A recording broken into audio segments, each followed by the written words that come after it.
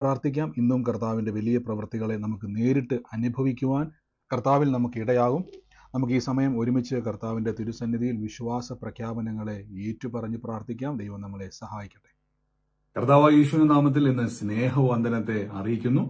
നമുക്ക് ഒരുമിച്ച് കർത്താവിന്റെ തിരുസന്നിധിയിൽ വിശ്വാസ പ്രഖ്യാപനങ്ങളെ ഏറ്റുപറഞ്ഞ് പ്രാർത്ഥിക്കാം. എന്റെ കൂടെ ഇന്ന് പറഞ്ഞാട്ടെ, കാൽവരി ക്രൂശിൽ കർത്താവ് എന്റെ പാപത്തെയും എന്റെ ശാപത്തെയും തന്റെ ശരീരത്തിൽ വഹിച്ചതിനാൽ ഞാൻ നീതിമാനും അനുഗ്രഹിക്കപ്പെട്ടവനും ആണ്. യഹോവ എന്റെ ഇടയനാകുന്നു, എനിക്കൊന്നിനും മുട്ടുണ്ടാകത്തില്ല. എന്റെ സഹായം ആകാശത്തെയും ഭൂമിയും ഉണ്ടാക്കിയ ദൈവത്തിൽ നിന്ന് വരുന്നു. എന്റെ രോഗത്തെയും എന്റെ ദാരിദ്ര്യത്തെയും കർത്താവ് തന്റെ ശരീരത്തിൽ ക്രൂശിൽ വഹിച്ചതിനാൽ ഞാൻ ഇനി രോഗിയല്ല, ദിവ്യാരോഗ്യത്തോടെ ദീർഘായുസോടെ ഇരുന്ന് കർത്താവിന്റെ സമൃദ്ധിയെ അനുഭവിക്കും. പാമ്പുകളെയും തേളുകളെയും ശത്രുവിന്റെ സകല ബലത്തെയും ചവിട്ടുവാൻ കർത്താവിൽ എനിക്ക് അധികാരമുണ്ട്. ഒന്നും ഒരിക്കലും ഒരു ദോഷവും എനിക്ക് വരുത്തത്തില്ല. ഭൂലോകത്തിന്റെ അറ്റത്തോളം പോയി സകല സൃഷ്ടിയോടും സുവിശേഷം പ്രസംഗിപ്പാനും രോഗികളെ ഇന്ന് സൗഖ്യമാക്കുവാനും ഭൂതങ്ങളെ പുറത്താക്കുവാനും അത്ഭുതങ്ങളും അടയാളങ്ങളും എന്നിലൂടെ വരുവാൻ കർത്താവ് എന്നെ അഭിഷേകം ചെയ്തിരിക്കുന്നു. ആമേൻ. നന്ദി കർത്താവ്. ഇന്ന് ഏറ്റുപറഞ്ഞവർക്കായി ഞാൻ ദൈവത്തെ സ്തുതിക്കുന്നു. നമുക്ക് ഒരുമിച്ച് ഒരുമനപ്പെട്ട് കർത്താവിൻ്റെ തിരുസന്നിധിയിൽ ദൈവത്തിൻ്റെ വചനങ്ങളെ കേട്ട് ദൈവസന്നിധിയിൽ ബലപ്പെടാം. കർത്താവ് നമ്മുടെ കൂടെയുണ്ട്. ഇന്നത്തെ ദിവസം അത്ഭുതത്തിൻ്റെ സമയമാണ്. നിങ്ങൾക്ക് ഓഡിയോ ഒക്കെ ക്ലിയർ ആണോ? സൗണ്ട് നിങ്ങൾക്ക് നന്നായിട്ട് ക്ലിയർ ആണ്? കേൾക്കുന്നുണ്ടോ?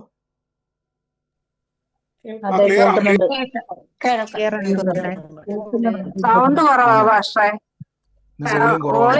സൗണ്ട് കുറവാ. മനസ്സിലായില്ല. വോളിയം കറക്റ്റ് ആണെന്ന് കേൾക്കാൻ പറ്റുന്നുണ്ടല്ലോ. ഞങ്ങൾക്ക് കേൾക്കാൻ പറ്റുന്നുണ്ട്. ഓക്കെ, എല്ലാവർക്കും വോളിയം കുറവല്ലെങ്കിൽ, ഒന്ന് രണ്ട് പേർക്ക് വോളിയം കുറവാണെങ്കിൽ നിങ്ങൾ പ്രാർത്ഥനയിൽ നിന്നും ഒന്ന് ലെഫ്റ്റ് ചെയ്തിട്ട് പുറത്തേക്ക്. വോളിയം എല്ലാവർക്കും കുറവാണെങ്കിൽ ശ്രദ്ധിച്ചോളൂ. വോളിയം കുറവാണെങ്കിൽ, വോളിയം എല്ലാവർക്കും കുറവല്ലെങ്കിൽ, ചിലർക്ക് വോളിയം ഉണ്ട്, ചിലർക്ക് വോളിയം ഇല്ലെങ്കിൽ ജസ്റ്റ് ഒന്ന് ലെഫ്റ്റ് ചെയ്തിട്ട് ഒന്നും കൂടെ ജോയിൻ ചെയ്താൽ മതി. അല്ലെങ്കിൽ നിങ്ങളുടെ വാട്സാപ്പ് അല്ലെങ്കിൽ സൂം ഒന്ന് അപ്ഡേറ്റ് ചെയ്താൽ മതി. അല്ലെങ്കിൽ എല്ലാവർക്കും വോളിയം കുറവല്ലാത്തതുകൊണ്ടാണ് ഞാൻ പറഞ്ഞത്. ചിലർക്ക് വോളിയം കൂടുതലുണ്ട്, ചിലർക്ക് വോളിയം കുറവാണെങ്കിൽ, അങ്ങനെ വരുന്നുണ്ടെങ്കിൽ നിങ്ങൾ ഒന്നും കൂടെ ലെഫ്റ്റ് ചെയ്യുക. വീണ്ടും ജോയിൻ ചെയ്യുമ്പോൾ അത് ക്ലിയർ ആവും. അല്ലെങ്കിൽ ഒന്ന് അപ്ഡേറ്റ് ചെയ്യുക സൂം. കർത്താവ് നമ്മളെ അനുഗ്രഹിക്കട്ടെ. ഓരോ ദിവസവും പ്രാർത്ഥനയോടെ കർത്താവിൻ്റെ തിരുസന്നിധിയിൽ മുന്നോട്ട് പോകുവാൻ ദൈവം നമ്മളെ സഹായിക്കുന്നല്ലോ. കർത്താവ് നമ്മുടെ കൂടെയുണ്ട്. ഇത് അത്ഭുതത്തിൻ്റെ സമയമാണ്. കർത്താവിൻ്റെ സന്നിധിയിൽ ചേർന്നിരുന്ന് വിശുദ്ധ വചനത്തെ കേൾക്കുവാനും വചനം പഠിക്കുക മാത്രമല്ല, വചനത്തിൻ്റെ അകത്തിരിക്കുന്ന സകല നന്മകളെ അനുഭവിക്കുവാനും ദൈവം നമ്മളെ ഒരുക്കിയിരിക്കുന്നല്ലോ. പരിശുദ്ധാത്മാവ് നമ്മളെ സഹായിക്കുന്നല്ലോ. കർത്താവ് നമ്മളെ ഓരോ ദിവസവും ശക്തിപ്പെടുത്തുന്നു. ഓരോ ദിവസവും ദീർഘായുസോടെ ഇരുന്ന് ദിവ്യ ആരോഗ്യത്തോടെ ഇരുന്ന് കർത്താവിനെ സ്തുതിക്കുക എന്നുള്ളതാണ് ദൈവത്തിൻ്റെ പ്ലാൻ. ബൈബിളിൽ വ്യക്തമായിട്ട് പറയുന്നു. 12 മിനിറ്റുകൾ നമുക്ക് ഒരുമിച്ച് ഒന്ന് പറയാം. മരിച്ചവരെ ഉയർപ്പിക്കുകയും ഇല്ലാത്തതിനെ ഉള്ളതുപോലെ വിളിക്കുകയും ചെയ്യുന്ന എൻ്റെ ദൈവം. ഒന്നുകൂടെ പറയാം. 1-2 മിനിറ്റുകൾ നമുക്കൊന്ന് പറയാം. മരിച്ചവരെ ഉയർപ്പിക്കുകയും ഇല്ലാത്തതിനെ ഉള്ളതുപോലെ വിളിച്ചു വരുത്തുന്ന എൻ്റെ ദൈവം. ഞാൻ വിശ്വസിക്കുന്ന എൻ്റെ ദൈവം മരിച്ചവരെ ഉയർപ്പിക്കുകയും ഇല്ലാത്തതിനെ, വെറുതെ ഇങ്ങനെ പറയരുത്, പറയുന്ന കാര്യത്തെ നിങ്ങൾ ശ്രദ്ധിച്ചോണം. മരിച്ചവരെ ഉയർപ്പിക്കുകയും ഇല്ലാത്തതിനെ, റോമാലേഖനം 4-ാം അധ്യായത്തിലെ വാക്യമാണ് ഞാൻ ഈ പറഞ്ഞത്. മരിച്ചവരെ ഉയർപ്പിക്കുകയും ഇല്ലാത്തതിനെ ഉള്ളതുപോലെ വിളിച്ചു വരുത്തുന്ന, ഞാൻ വിളിക്കുന്ന എൻ്റെ കർത്താവ്, മരിച്ചവരെ ഉയർപ്പിക്കുന്ന, ഇല്ലാത്തതിനെ ഉള്ളതുപോലെ വിളിച്ചു വരുത്തുന്ന എൻ്റെ ദൈവം. നമ്മുടെ ഹൃദയത്തിൻ്റെ ആഴത്തിൽ ഇത് കയറണം. ലോകത്തിലെ ഏത് പ്രതിസന്ധിയിലൂടെ കടന്നു പോയാലും, നമ്മുടെ ഉള്ളിൻ്റെ ഉള്ളിൽ, നമ്മുടെ ഹൃദയത്തിൻ്റെ ആഴത്തിൽ ഏത് രാജ്യത്ത് നിങ്ങൾ പോയാലും, ഏത് അവസ്ഥയിലൂടെ കടന്നു പോയാലും നിങ്ങളുടെ ദൈവത്തെപ്പറ്റി ഒരു ഉറപ്പുണ്ടായിരിക്കണം. എൻ്റെ ദൈവം മരിച്ചതിനെ, ഡെഡ് ബോഡിയെ, ലോക സയൻസിന്, മെഡിക്കൽ സയൻസിന്, ലോക മനുഷ്യന് മരിച്ച ഡെഡ് ബോഡിയെ ഉയർപ്പിക്കാൻ കഴിയത്തില്ല. പക്ഷേ എൻ്റെ ദൈവത്തിന് എന്നിലൂടെ കഴിയും. എൻ്റെ ദൈവത്തിന് എന്നിലൂടെ ഇല്ലാത്തതിനെ ഉള്ളതുപോലെ വിളിച്ചു വരുത്തുവാൻ കഴിയും. ഞാനത് വിശ്വസിക്കുന്നു. ആമേൻ. നമ്മുടെ വിശ്വാസം അതാണ്. ഞാൻ പലപ്പോഴും കർത്താവിൻ്റെ തിരുസന്നിധിയിൽ നമ്മൾ ഈ ഭൂമിയിലായിരിക്കുന്ന സമയത്ത് എപ്പോഴും ശ്രദ്ധിച്ചോണം. നിങ്ങൾ ബൈബിളിൽ 2 കാര്യങ്ങളെ പറ്റിയാണ് പറഞ്ഞേക്കുന്നത്. ഒന്ന് ആത്മീയമായിട്ടും ഭൗതികമായിട്ടും. എൻ്റെ കൂടെ പറഞ്ഞാട്ടെ, ആത്മീയമായതും ഭൗതികമായതും ബൈബിളിലുണ്ടെന്ന് പറയാം.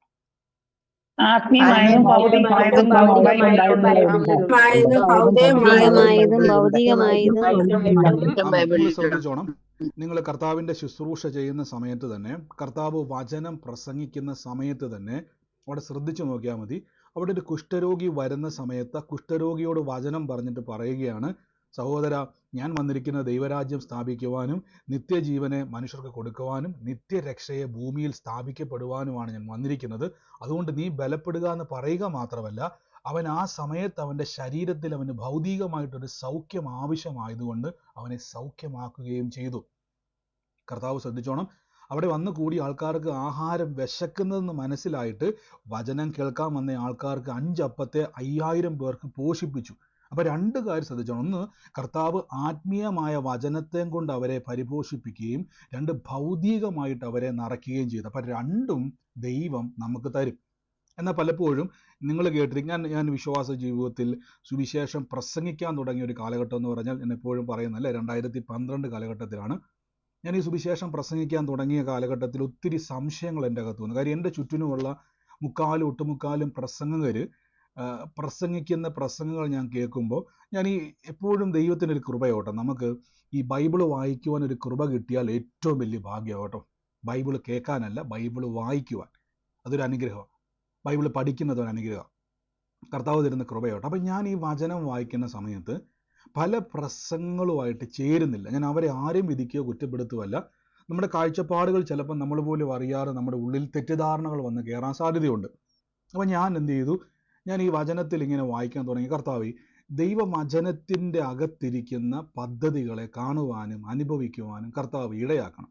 അപ്പോൾ ഞാൻ എന്ത് ചെയ്യുമെന്ന് ചോദിച്ചു കഴിഞ്ഞാൽ, ഈ വചനങ്ങൾ വിശ്വസിക്കുകയും ഈ വചനങ്ങൾ പ്രസംഗിക്കുവാനും തുടങ്ങി. അപ്പം പല ആൾക്കാരും പല സംശയങ്ങൾ വന്ന്, അല്ലെങ്കിൽ സംശയങ്ങളല്ല, പല രീതിയിലൊക്കെ ചോദ്യങ്ങൾ ഉയർത്താൻ തുടങ്ങി. അത് ശരിയാണോ, ഇത് ശരിയാണോ? അപ്പോൾ എനിക്ക് അന്നും ഇന്നും ഒരു പ്രൂഫ് എന്നാന്ന് ചോദിച്ചാൽ ബൈബിളാണ്. നമ്മുടെ ഏറ്റവും വലിയ തെളിവ് വചനമാണ്. വചനത്തേക്കാൾ വലിയൊരു പ്രൂഫ് നമുക്കില്ല. അതുകൊണ്ടാണ് ഇത്രയും കാലഘട്ടത്തിൽ കത്തിക്കാനും നശിപ്പിക്കാനും ഏതൊക്കെ രീതിയിൽ അത് കളയാൻ നോക്കിയിട്ടും നിലനിൽക്കുന്നതിൻ്റെ കാരണം നമ്മുടെ അടിസ്ഥാനം ബൈബിളാണ്. അപ്പോൾ ഈ വചനം പ്രസംഗിക്കാൻ തുടങ്ങിയപ്പോൾ എനിക്ക് മനസ്സിലായി, യേശുക്രിസ്തു നമ്മുടെ ചെറിയ ആവശ്യങ്ങളെ പോലും ചെയ്യുവാൻ ആഗ്രഹിക്കുന്ന ഒരാളാണ്. മനസ്സിലായോ? അതെന്തുകൊണ്ടാണെന്നുള്ളത് നമുക്ക് വചനം കേൾക്കുമ്പോൾ നിങ്ങൾക്ക് മനസ്സിലാവും. നിങ്ങൾ ശ്രദ്ധിച്ചോണം, നമ്മുടെ നിസ്സാരമായ കാര്യങ്ങളെ പോലും ചെയ്യുവാൻ കർത്താവിന് ഇഷ്ടമാണ്. ഞാൻ ആദ്യം പറഞ്ഞല്ലോ, നമ്മൾ ആത്മീകമായി വളരുന്നത് പോലെ തന്നെ ഭൗതികമായി നമ്മൾ വളരണം. സ്പിരിച്വലി ഒരാൾ സ്ട്രോങ് ആയാൽ അവന് ഈ ഭൂമിയിലുള്ള സകല വിഷയങ്ങളെയും കൺട്രോൾ ചെയ്യുവാൻ കഴിയും. ആമേൻ. ഞാൻ 1-2 വാക്യത്തിലൂടെ നമുക്കൊന്ന് വചനത്തിലേക്കൊന്ന് പ്രവേശിക്കാം. പരിശുദ്ധാത്മാവ് നമ്മളെ സഹായിക്കട്ടെ. ദൈവത്തിൻ്റെ കർത്താവ് നമ്മളെ ഇന്ന് അത്ഭുതകരമായി നടത്തട്ടെ. അപ്പോസ്തല പ്രവൃത്തികൾ തന്നെ തുടർമാനമായിട്ട് നമ്മൾ വീണ്ടും അപ്പോസ്തല പ്രവൃത്തി തന്നെ വന്ന് നിൽക്കുകയാണ്. 4-ാം അധ്യായത്തിൻ്റെ 30-ാമത്തെ വാക്യമാണ്. അപ്പോസ്തലന്മാരുടെ ഇടയിൽ ഇപ്പോഴോ കർത്താവ് അവരുടെ ഭീഷണികളെ നോക്കണേ. അപ്പോസ്തലന്മാരൊന്ന് പേടിച്ച് നിൽക്കുക. അപ്പോൾ അവിടെ ഇങ്ങനെ ഒരു വാക്ക് പറയുകയാണ്, സൗഖ്യമാക്കുവാ നിന്റെ കൈ നീട്ടുന്നതിനാലും നിന്റെ പരിശുദ്ധദാസനായ യേശുവിൻ്റെ നാമത്താൽ അടയാളങ്ങളും അത്ഭുതങ്ങളും ഉണ്ടാകുന്നതിനാലും നിന്റെ വചനം പൂർണ്ണ ധൈര്യത്തോടെ പ്രസ്താവിക്കുവാനും നിന്റെ ദാസന്മാർക്ക് കൃപ നൽകണമേ. ഇവിടെ നിങ്ങൾ ശ്രദ്ധിച്ചു നോക്കിയാൽ മതി. അവിടെ ഒരു ചോദ്യം ഇങ്ങനെ പറയുക, അല്ലെങ്കിൽ ഒരു പ്രാർത്ഥനയാണിത്. കർത്താവേ, സൗഖ്യമാക്കുവാൻ നിന്റെ കരം നീട്ടുന്നതിനാലും നിന്റെ പരിശുദ്ധദാസനായ യേശുവിൻ്റെ നാമത്താൽ അടയാളങ്ങളും അത്ഭുതങ്ങളും ഉണ്ടാകുന്നതിനാലും നിന്റെ വചനം പൂർണ്ണ ധൈര്യത്തോടെ പ്രസ്താവിക്കുവാനും നിന്റെ ദാസന്മാർക്ക് കൃപ നൽകണം. ഞാനൊരു ചോദ്യം ചോദിക്കുക, എന്തുകൊണ്ടാണ് യേശുവിൻ്റെ നാമത്തിൽ അടയാളങ്ങളും അത്ഭുതങ്ങളും ഉണ്ടാകുന്നത്? നിങ്ങൾ ശ്രദ്ധിച്ചിട്ടുണ്ടോ? എന്തുകൊണ്ടായിരിക്കും? ബൈബിളിൽ മറ്റൊരാളുടെ പേരിൽ ഇതേവരെ ഉൽപ്പത്തി മുതൽ വെളിപ്പാട് വരെ ഒരു മനുഷ്യൻ്റെ പേര് പറഞ്ഞാൽ ഒരിക്കലും അത്ഭുതവും നടക്കത്തില്ല, അടയാളവും ഉണ്ടാകത്തില്ല, വീര്യപ്രവൃത്തി ഉണ്ടാകത്തില്ല. നിങ്ങൾക്ക് ആർക്കെങ്കിലും അറിയാം എന്തുകൊണ്ടാണ് യേശുവിൻ്റെ നാമത്തിൽ മാത്രം ഇതെല്ലാം നടക്കുന്നത്? ചിന്തിച്ചിട്ടുണ്ടോ? യേശുവാണ് നമ്മളെ രക്ഷിക്കാൻ വന്നത്. മനുഷ്യരെ രക്ഷിക്കാൻ വേണ്ടിയാണ്. അപ്പോൾ ഒത്തിരി നിങ്ങൾക്ക് പറയുവാൻ ഒത്തിരി ഉത്തരവുണ്ട്. അതിനകത്ത് നമുക്കിന്ന് വേണ്ട ഒരു ഉത്തരം കിട്ടിയിട്ടുണ്ട്. ഞാനിപ്പോൾ അത് പറയാം. അപ്പോൾ ശ്രദ്ധിച്ചോണം. നിങ്ങൾ എപ്പോഴെങ്കിലും ശ്രദ്ധിച്ചിട്ടുണ്ടോ, ബൈബിളിൽ ഒരു സ്ഥലത്ത് പോലും ഉൽപ്പത്തി മുതൽ നിങ്ങൾ മലാക്കി വരെ പഴയ നിയമം വായിക്കുന്ന സമയത്ത് ഒരാളുടെ പേരിൽ ദൈവം സൗഖ്യമാക്കുന്നെന്ന് പറയുന്നുണ്ടെങ്കിൽ പോലും പഴയ നിയമത്തിൽ ഒരു പ്രവാചകന്റെ പേരിലോ ഒരു അഭിഷക്തന്റെ പേരിലോ ഒരു ദൈവദാസന്റെ പേരിലോ ഒരു രാജാവിൻ്റെ പേരിലോ ഒരു വീര്യപ്രവൃത്തിയോ ഒരടയാളവോ നടക്കുന്നില്ല. അവരെല്ലാം പറയുന്ന ഒരു വാക്ക് സൗഖ്യമാക്കുന്ന യഹോവയെന്നും യഹോവ വീര്യം പ്രവർത്തിക്കുമെന്നും യഹോവ നല്ലവനെന്ന് രുചിച്ചറിയണമെന്നും യഹോവ എൻ്റെ ഇടയനാകുന്നെന്നും. അപ്പൊ എല്ലാം ദൈവത്തെ കണക്ട് ചെയ്താ പറയുന്നത്. പക്ഷെ പുതിയ നിയമത്തിലേക്ക് വരുമ്പോൾ അപ്പോസ്തലന്മാർ പറയുകയാണ് അവിടെ യേശുവിന്റെ നാമത്താൽ, അവിടെ എന്തോ ഒരു പ്രത്യേകത യേശുവിന്റെ നാമത്തിലുണ്ട്. അത് എന്താണെന്ന് നമുക്കൊന്ന് മനസ്സിലാക്കാം. അത് മനസ്സിലാക്കാൻ വേണ്ടി തൊട്ട് മുകളത്തേക്ക് നമുക്കൊന്ന് പോകാം. ഇവിടെ പത്രോസ് ശ്ലീഹയുടെ ഒരു പ്രസംഗത്തിലേക്ക് നമുക്ക് ഒന്ന് എത്തിക്കഴിയുമ്പോൾ നിങ്ങൾക്ക് ഏകദേശം നിങ്ങൾക്ക് മനസ്സിലാകും.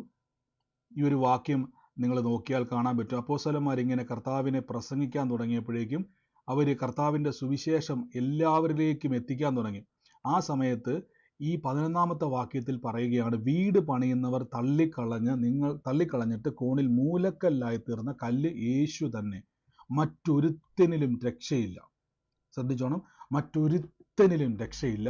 നാം രക്ഷിക്കപ്പെടുവാൻ ആകാശത്തിൻ്റെ കീഴിൽ മനുഷ്യരുടെ ഇടയിൽ നൽകപ്പെട്ട വേറൊരു നാമമില്ല. ഉത്തരം ഇത്രയേ ഉള്ളൂ, യേശു രക്ഷകനാണ്. അപ്പോൾ രക്ഷകൻ എന്ന് പറഞ്ഞാൽ എൻ്റെ അർത്ഥം ഒന്ന് നിങ്ങൾക്ക് ബൈബിൾ ഭാഷയെ പറയാതെ നിങ്ങൾക്ക് മാനുഷിക ബുദ്ധിയിൽ മനസ്സിലാക്കി രക്ഷകൻ എന്ന വാക്കിന്റെ അർത്ഥം എന്തുവാ? ആത്മീയമായിട്ട് പറയണ്ട. രക്ഷകൻ രക്ഷിക്കുന്നവൻ.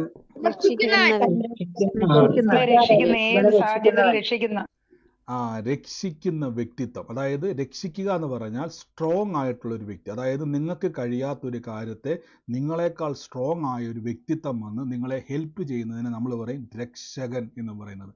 അതായത് നിങ്ങളുമായിട്ട് ഒരിക്കലും സമനല്ല, നിങ്ങളെക്കാൾ ഉന്നതനായ ഒരു വ്യക്തിത്വം.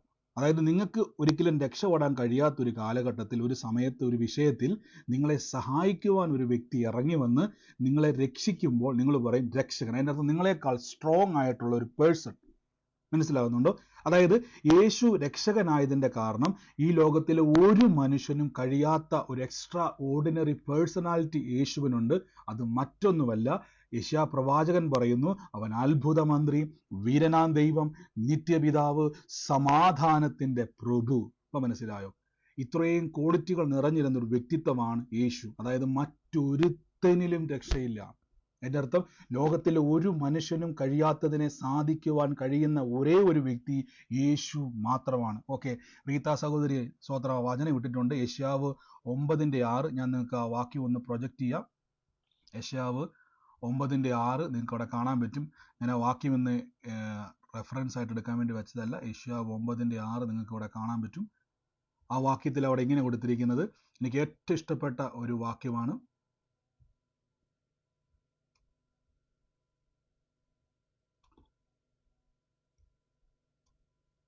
നിങ്ങൾക്ക് ആ വാക്യം കാണാൻ പറ്റുന്നുണ്ടെന്ന് ഞാൻ വിശ്വസിക്കുന്നു.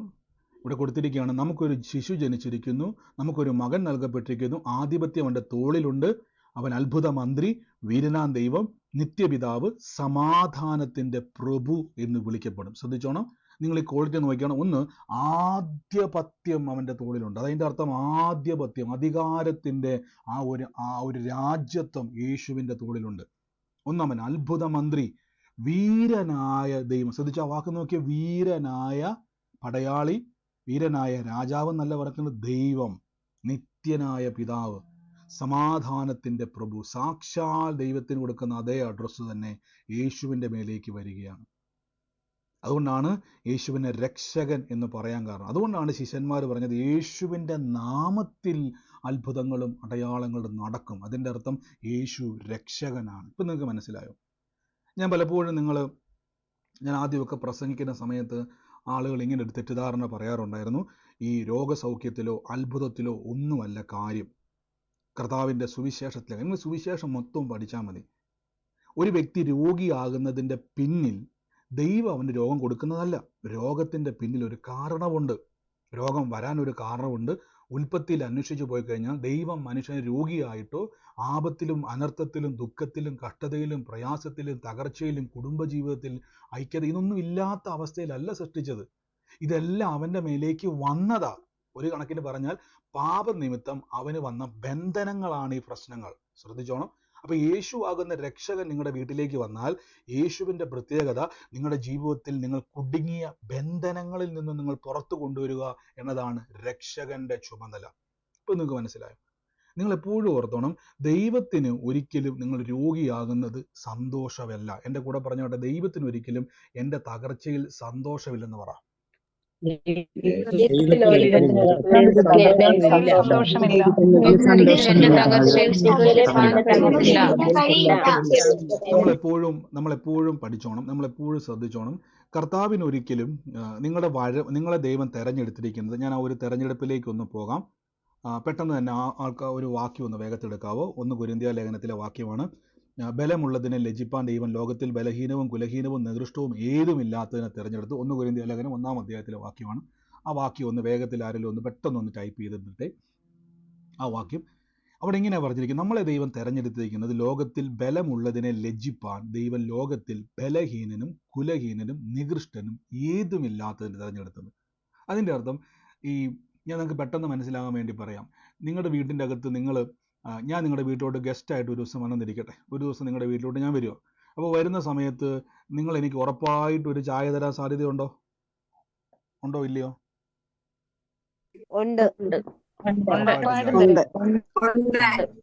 ഉറപ്പായിട്ടും നിങ്ങൾ എനിക്ക് ചായ തരും. സ്വോത്രം, നന്ദി. അപ്പം ഞാൻ വരുന്ന സമയത്ത് നിങ്ങളുടെ വീട്ടിലേക്ക് രാവിലെ പിള്ളേർ തട്ടിപ്പറിച്ചിട്ട് നിങ്ങളുടെ വീട്ടിലിരുന്ന് നല്ലൊരു ഗ്ലാസ് അത് പൊട്ടി തകർന്നു. ഒരു എന്താ പറയുന്നത്, നല്ല ഒന്നാമതൊരു ഗ്ലാസ് ആയിരുന്നു, ഒരു കുപ്പി ഗ്ലാസ് ആയിരുന്നു. അത് തല്ലിപ്പൊട്ടി തകർന്നു പോയി. നിങ്ങൾ ഓടിക്കൊണ്ടുവന്ന് ആ കുപ്പി ഗ്ലാസ്സിന് എത്ര നേരെയാക്കാൻ നോക്കിയാലും എനിക്ക് ചായ തരാൻ പറ്റുന്ന രീതിയിലേക്ക് ആ ഗ്ലാസ്സിനെ മാറ്റാൻ പറ്റുമോ? എങ്ങനെയെങ്കിലും എനിക്ക് ആ ഗ്ലാസ്സിലേക്ക് ആ ചായ തരാൻ വേണ്ടി ശ്രമിക്കുമോ? എങ്ങനെയെങ്കിലും ഇല്ല. ഉറപ്പായിട്ടും നിങ്ങൾ ശ്രമിക്കത്തില്ല. കാരണം അത് യൂസ്ലെസ് ആയിപ്പോയി, അത് വേസ്റ്റ് ആയിപ്പോയി. അതിൻ്റെ അകത്ത് ഇനി ഒരാൾക്ക് ചായ കൊടുക്കാൻ, പകർന്നു കൊടുക്കുവാൻ ഇനി ആ ഗ്ലാസ് വേസ്റ്റ് ആയിപ്പോയി. നിങ്ങൾ ശ്രദ്ധിച്ചോണം, ദൈവം ബലമുള്ളതിനെ ലജ്ജിപ്പാൻ ദൈവം ലോകത്തിൽ ബലഹീനവും കുലഹീനവും നികൃഷ്ടവും ഏതുമില്ലാത്തതിനെ തിരഞ്ഞെടുത്ത, യൂസ്ലെസ് ആയതിനെ ദൈവം തിരഞ്ഞെടുത്തു. എൻ്റെ അർത്ഥം ഇനി അതിൻ്റെ അകത്തു നിന്നും, ഞാൻ പറഞ്ഞില്ല, ഈ പൊട്ടി തകർന്ന കുപ്പി ഗ്ലാസ്സിൽ നിങ്ങൾ ഇനി എത്ര ചായ തിളപ്പിച്ചൊഴിച്ചാലും എനിക്കത് കുടിക്കാൻ പറ്റത്തില്ല, അതെനിക്ക് ഗുണമല്ല. ഇങ്ങനെ ഒന്നിനെ റീത്ത സൗകര്യ വീണ്ടും ആ വാചന 1 കൊരിന്ത്യർ 1-ാം അധ്യായത്തിൻ്റെ 27-ഉം 28-ഉം വാക്യമാണ്.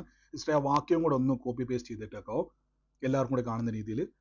അപ്പം നിങ്ങൾ ശ്രദ്ധിച്ചോണം, ഇങ്ങനെയുള്ള നിങ്ങളെ തെരഞ്ഞെടുത്തിട്ട് കർത്താവിനും അറിയാം. ഞാൻ ചോദിച്ചോട്ടെ, ഇങ്ങനെയുള്ള നിങ്ങളെ കൊണ്ട് വല്ലതും ചെയ്യാൻ പറ്റുമോ?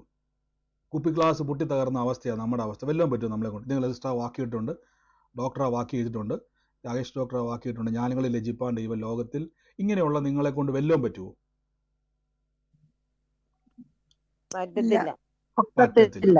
പറ്റത്തില്ല. അപ്പം നിങ്ങൾക്കൊരു രക്ഷകന്റെ ആവശ്യമുണ്ട്. ഇപ്പം മനസ്സിലായോ എന്തുകൊണ്ടാണ് രക്ഷകന്റെ ആവശ്യം? ഇപ്പം നിങ്ങൾക്ക് മനസ്സിലായോ? ഇപ്പം നമ്മുടെ ചിന്തയിൽ നമ്മൾ ഒരു സ്ട്രോങ് പേഴ്സൺ ആണെന്നൊരു ചിന്തയുണ്ടെങ്കിൽ നിങ്ങൾ മനസ്സിലാക്കണം, ഞാൻ പൊട്ടി തകർന്നു പോയൊരു കുപ്പിച്ചില്ല. ഒരു സമയത്ത് ഞാനൊരു ഗ്ലാസ് ആയിരുന്നു ഉൽപ്പത്തി പുസ്തകത്തിൽ ഏതേൻ തോട്ടത്തിൽ. പക്ഷെ ഇപ്പം ഞാൻ തകർന്ന് തരിപ്പടമായൊരു കുപ്പി ഗ്ലാസ്സാണ്. ഒരു മനുഷ്യന് പോലും ഒരു ചായ കൊടുക്കാൻ പറ്റുന്ന രീതിയിലുള്ള ഫോമിലല്ല, ഏത് സമയത്തും വേസ്റ്റ് ബിന്നിലേക്ക് തട്ടിയിടാൻ റെഡിയായിട്ട് നിൽക്കുന്ന പൊട്ടിത്തകർന്ന കുപ്പിച്ചില്ല ഞാനിപ്പോൾ. കുപ്പി ഗ്ലാസ് അല്ല, കുപ്പിച്ചില്ല. ഇത് തന്നെയാണ് വചനം പറഞ്ഞത്, ദൈവം ലോകത്തിൽ ബലമുള്ളതിനെ ലജ്ജിപ്പാൻ ദൈവം ലോകത്തിൽ ബലഹീനവും കുലഹീനവും നികൃഷ്ടവും ഏതുമില്ലാത്തതിനെ തെരഞ്ഞെടുത്തു. മനസ്സിലാകുന്നുണ്ടോ? 1 കൊരിന്ത്യർ 1-ാം അധ്യായത്തിൽ 27-ാം വാക്യത്തിലാണ് നിങ്ങൾക്ക് ആ വാക്യം കാണാൻ പറ്റുന്നുണ്ട്, ബലമുള്ളതിനെ ലജ്ജിപ്പാൻ. അപ്പോൾ നിങ്ങൾ ആദ്യം മനസ്സിലാക്കണം, യേശു രക്ഷകനായി എൻ്റെ ജീവിതത്തിൽ വരാൻ കാരണം ഞാൻ കുപ്പിച്ചില്ലായതുകൊണ്ടാണ്. എനിക്ക് രക്ഷപ്പെടാൻ കഴിയാത്ത അവസ്ഥയിലാണ് ഞാൻ. ഇനി എന്നെ തിരിച്ച് എത്ര ഫെവിക്വിക്ക് ചൊട്ടിച്ചാലും എനിക്ക് കുടിക്കാൻ പറ്റാത്ത രീതിയിൽ ഞാൻ തകർന്നു പോയി. ഇങ്ങനെ ഇരിക്കുന്ന എന്നെ രക്ഷിക്കുവാൻ ഇറങ്ങി വന്ന രക്ഷകനാണ് യേശു. അപ്പോൾ യേശു രക്ഷകനായി എൻ്റെ ജീവിതത്തിൽ വരുമ്പോൾ കർത്താവ് എന്നെ വീണ്ടും തകർത്തിട്ട് വീണ്ടും എന്നെ പണിയത്തില്ല. ഓൾറെഡി ഞാൻ തകർന്നവനാ. എൻ്റെ കൂടെ പറഞ്ഞോട്ടെ, ഓൾറെഡി, അല്ലെങ്കിൽ ഞാൻ ഇപ്പോഴേ തകർന്നിരിക്കുവാണെന്ന് പറഞ്ഞേ.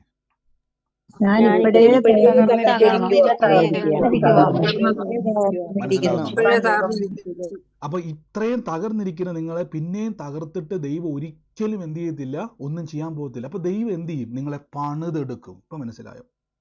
നമ്മളെ പണിതെടുക്കുമ്പോൾ നമുക്ക് സൗഖ്യം ആവശ്യമെങ്കിൽ ദൈവം സൗഖ്യം തരും. നമ്മുടെ ജീവിതത്തിൽ സമാധാനം ആവശ്യമെങ്കിൽ ദൈവം സമാധാനം തരും. നമുക്ക് ജയിക്കാൻ പറ്റാത്ത ഏതെങ്കിലും പാപ സ്വഭാവം ഉണ്ടെങ്കിൽ ദൈവം കൃപ തരും. നമ്മുടെ ജീവിതത്തിൽ നമുക്ക് കർത്താവിലേക്ക് വരാൻ പറ്റുന്ന ഏതെങ്കിലും തടസ്സമുണ്ടെങ്കിൽ അവിടെ ദൈവം നമ്മളെ സഹായിക്കും. അതിൻ്റെ അർത്ഥം യേശു രക്ഷകനാണ്. ഇപ്പം മനസ്സിലായോ? യേശു രക്ഷകനായതുകൊണ്ട് എനിക്ക് രക്ഷകന്റെ ആവശ്യമുണ്ട്. ഞാൻ തകർന്നവനാണ്. പലപ്പോഴും ഞാൻ സുവിശേഷത്തിൽ വന്ന സമയത്ത് ഞാൻ പണ്ട് ഷെയർ ചെയ്തിട്ടുള്ളതാണ് അല്ലേ. ഞാൻ കോട്ടയത്ത് ഒരു സ്ഥലമുണ്ട്.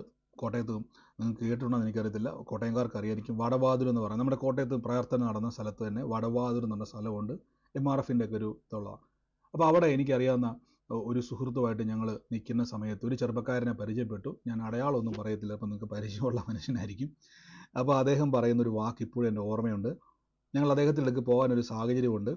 അപ്പോൾ അദ്ദേഹം പറഞ്ഞു, ബ്രദറെ, ഞാൻ എല്ലാ ദിവസവും പ്രാർത്ഥിക്കും, എന്നെ തകർക്കണം, എന്നെ തകർക്കണം, എന്നെ തകർക്കണം. എന്തിനാ അങ്ങനെ പറയുന്നത്? അപ്പോൾ ഞങ്ങൾ ചോദിച്ചു, എന്തിനാ സഹോദരൻ അങ്ങനെ പറഞ്ഞു? കാര്യം അദ്ദേഹം പറയാണ്, ഞാൻ തകർക്കപ്പെട്ടാലേ ഉള്ളൂ ഞാൻ പണിയപ്പെടത്തുള്ളൂ. എൻ്റെ അർത്ഥം അദ്ദേഹം ഇപ്പോഴും പ്രാർത്ഥന. അപ്പോൾ അദ്ദേഹത്തിൻ്റെ പ്രശ്നങ്ങൾ വരുമ്പോൾ, കടഭാരം വരുമ്പോൾ, അദ്ദേഹത്തിൻ്റെ ജീവിതത്തിൽ നിരാശകൾ, പ്രതിസന്ധികളൊക്കെ വരുമ്പോൾ അദ്ദേഹം പ്രാർത്ഥിക്കാൻ എന്നാണെന്നറിയാം, മാറാനല്ല വർദ്ധിക്കാനാണ്.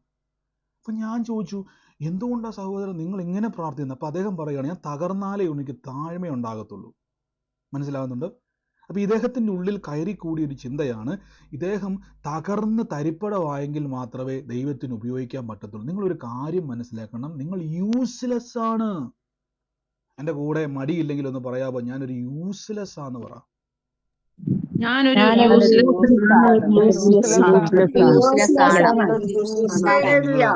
നിങ്ങളെ ഞാൻ യൂസ്ലെസ് എന്ന് പറഞ്ഞുകൊണ്ട് തെറ്റിദ്ധരിക്കല്ല, ദേഷ്യപ്പെട്ട് പറഞ്ഞു വന്നുമല്ല. യൂസ്ലെസ് എന്ന് പറഞ്ഞാൽ എൻ്റെ അർത്ഥം ഗുണമില്ലാത്തത്, യൂസ് ചെയ്യാൻ കൊള്ളാത്തത്. ഞാൻ അതുകൊണ്ടാണ് തുടക്കത്തിലെ കുപ്പി ക്ലാസ്സിന് ഉദാഹരണമല്ല, നിങ്ങൾ ഇതിന് നാളെ മുതൽ ബ്രദർ ഞങ്ങളെ കയറി യൂസ്ലെസ് എന്ന് പറയരുത്. പൊട്ടിത്തകർന്ന് കുപ്പിച്ചില്ല നമ്മൾ. അതുകൊണ്ടാണ് കൊരിന്ത്യ ലേഖനത്തിൽ പറഞ്ഞിരിക്കുന്നത്, ബലമുള്ളതിനെ ലജ്ജിപ്പാൻ ദൈവം ബലഹീനവും കുലഹീനവും നികൃഷ്ടവും ഏതുമില്ലാത്തതിനെ തെരഞ്ഞെടുത്തു. അതിൻ്റെ ടോട്ടലായിട്ട് പറയുവാണെങ്കിൽ യൂസ്ലെസ് ആയ നിങ്ങളെ ദൈവം തെരഞ്ഞെടുത്തു.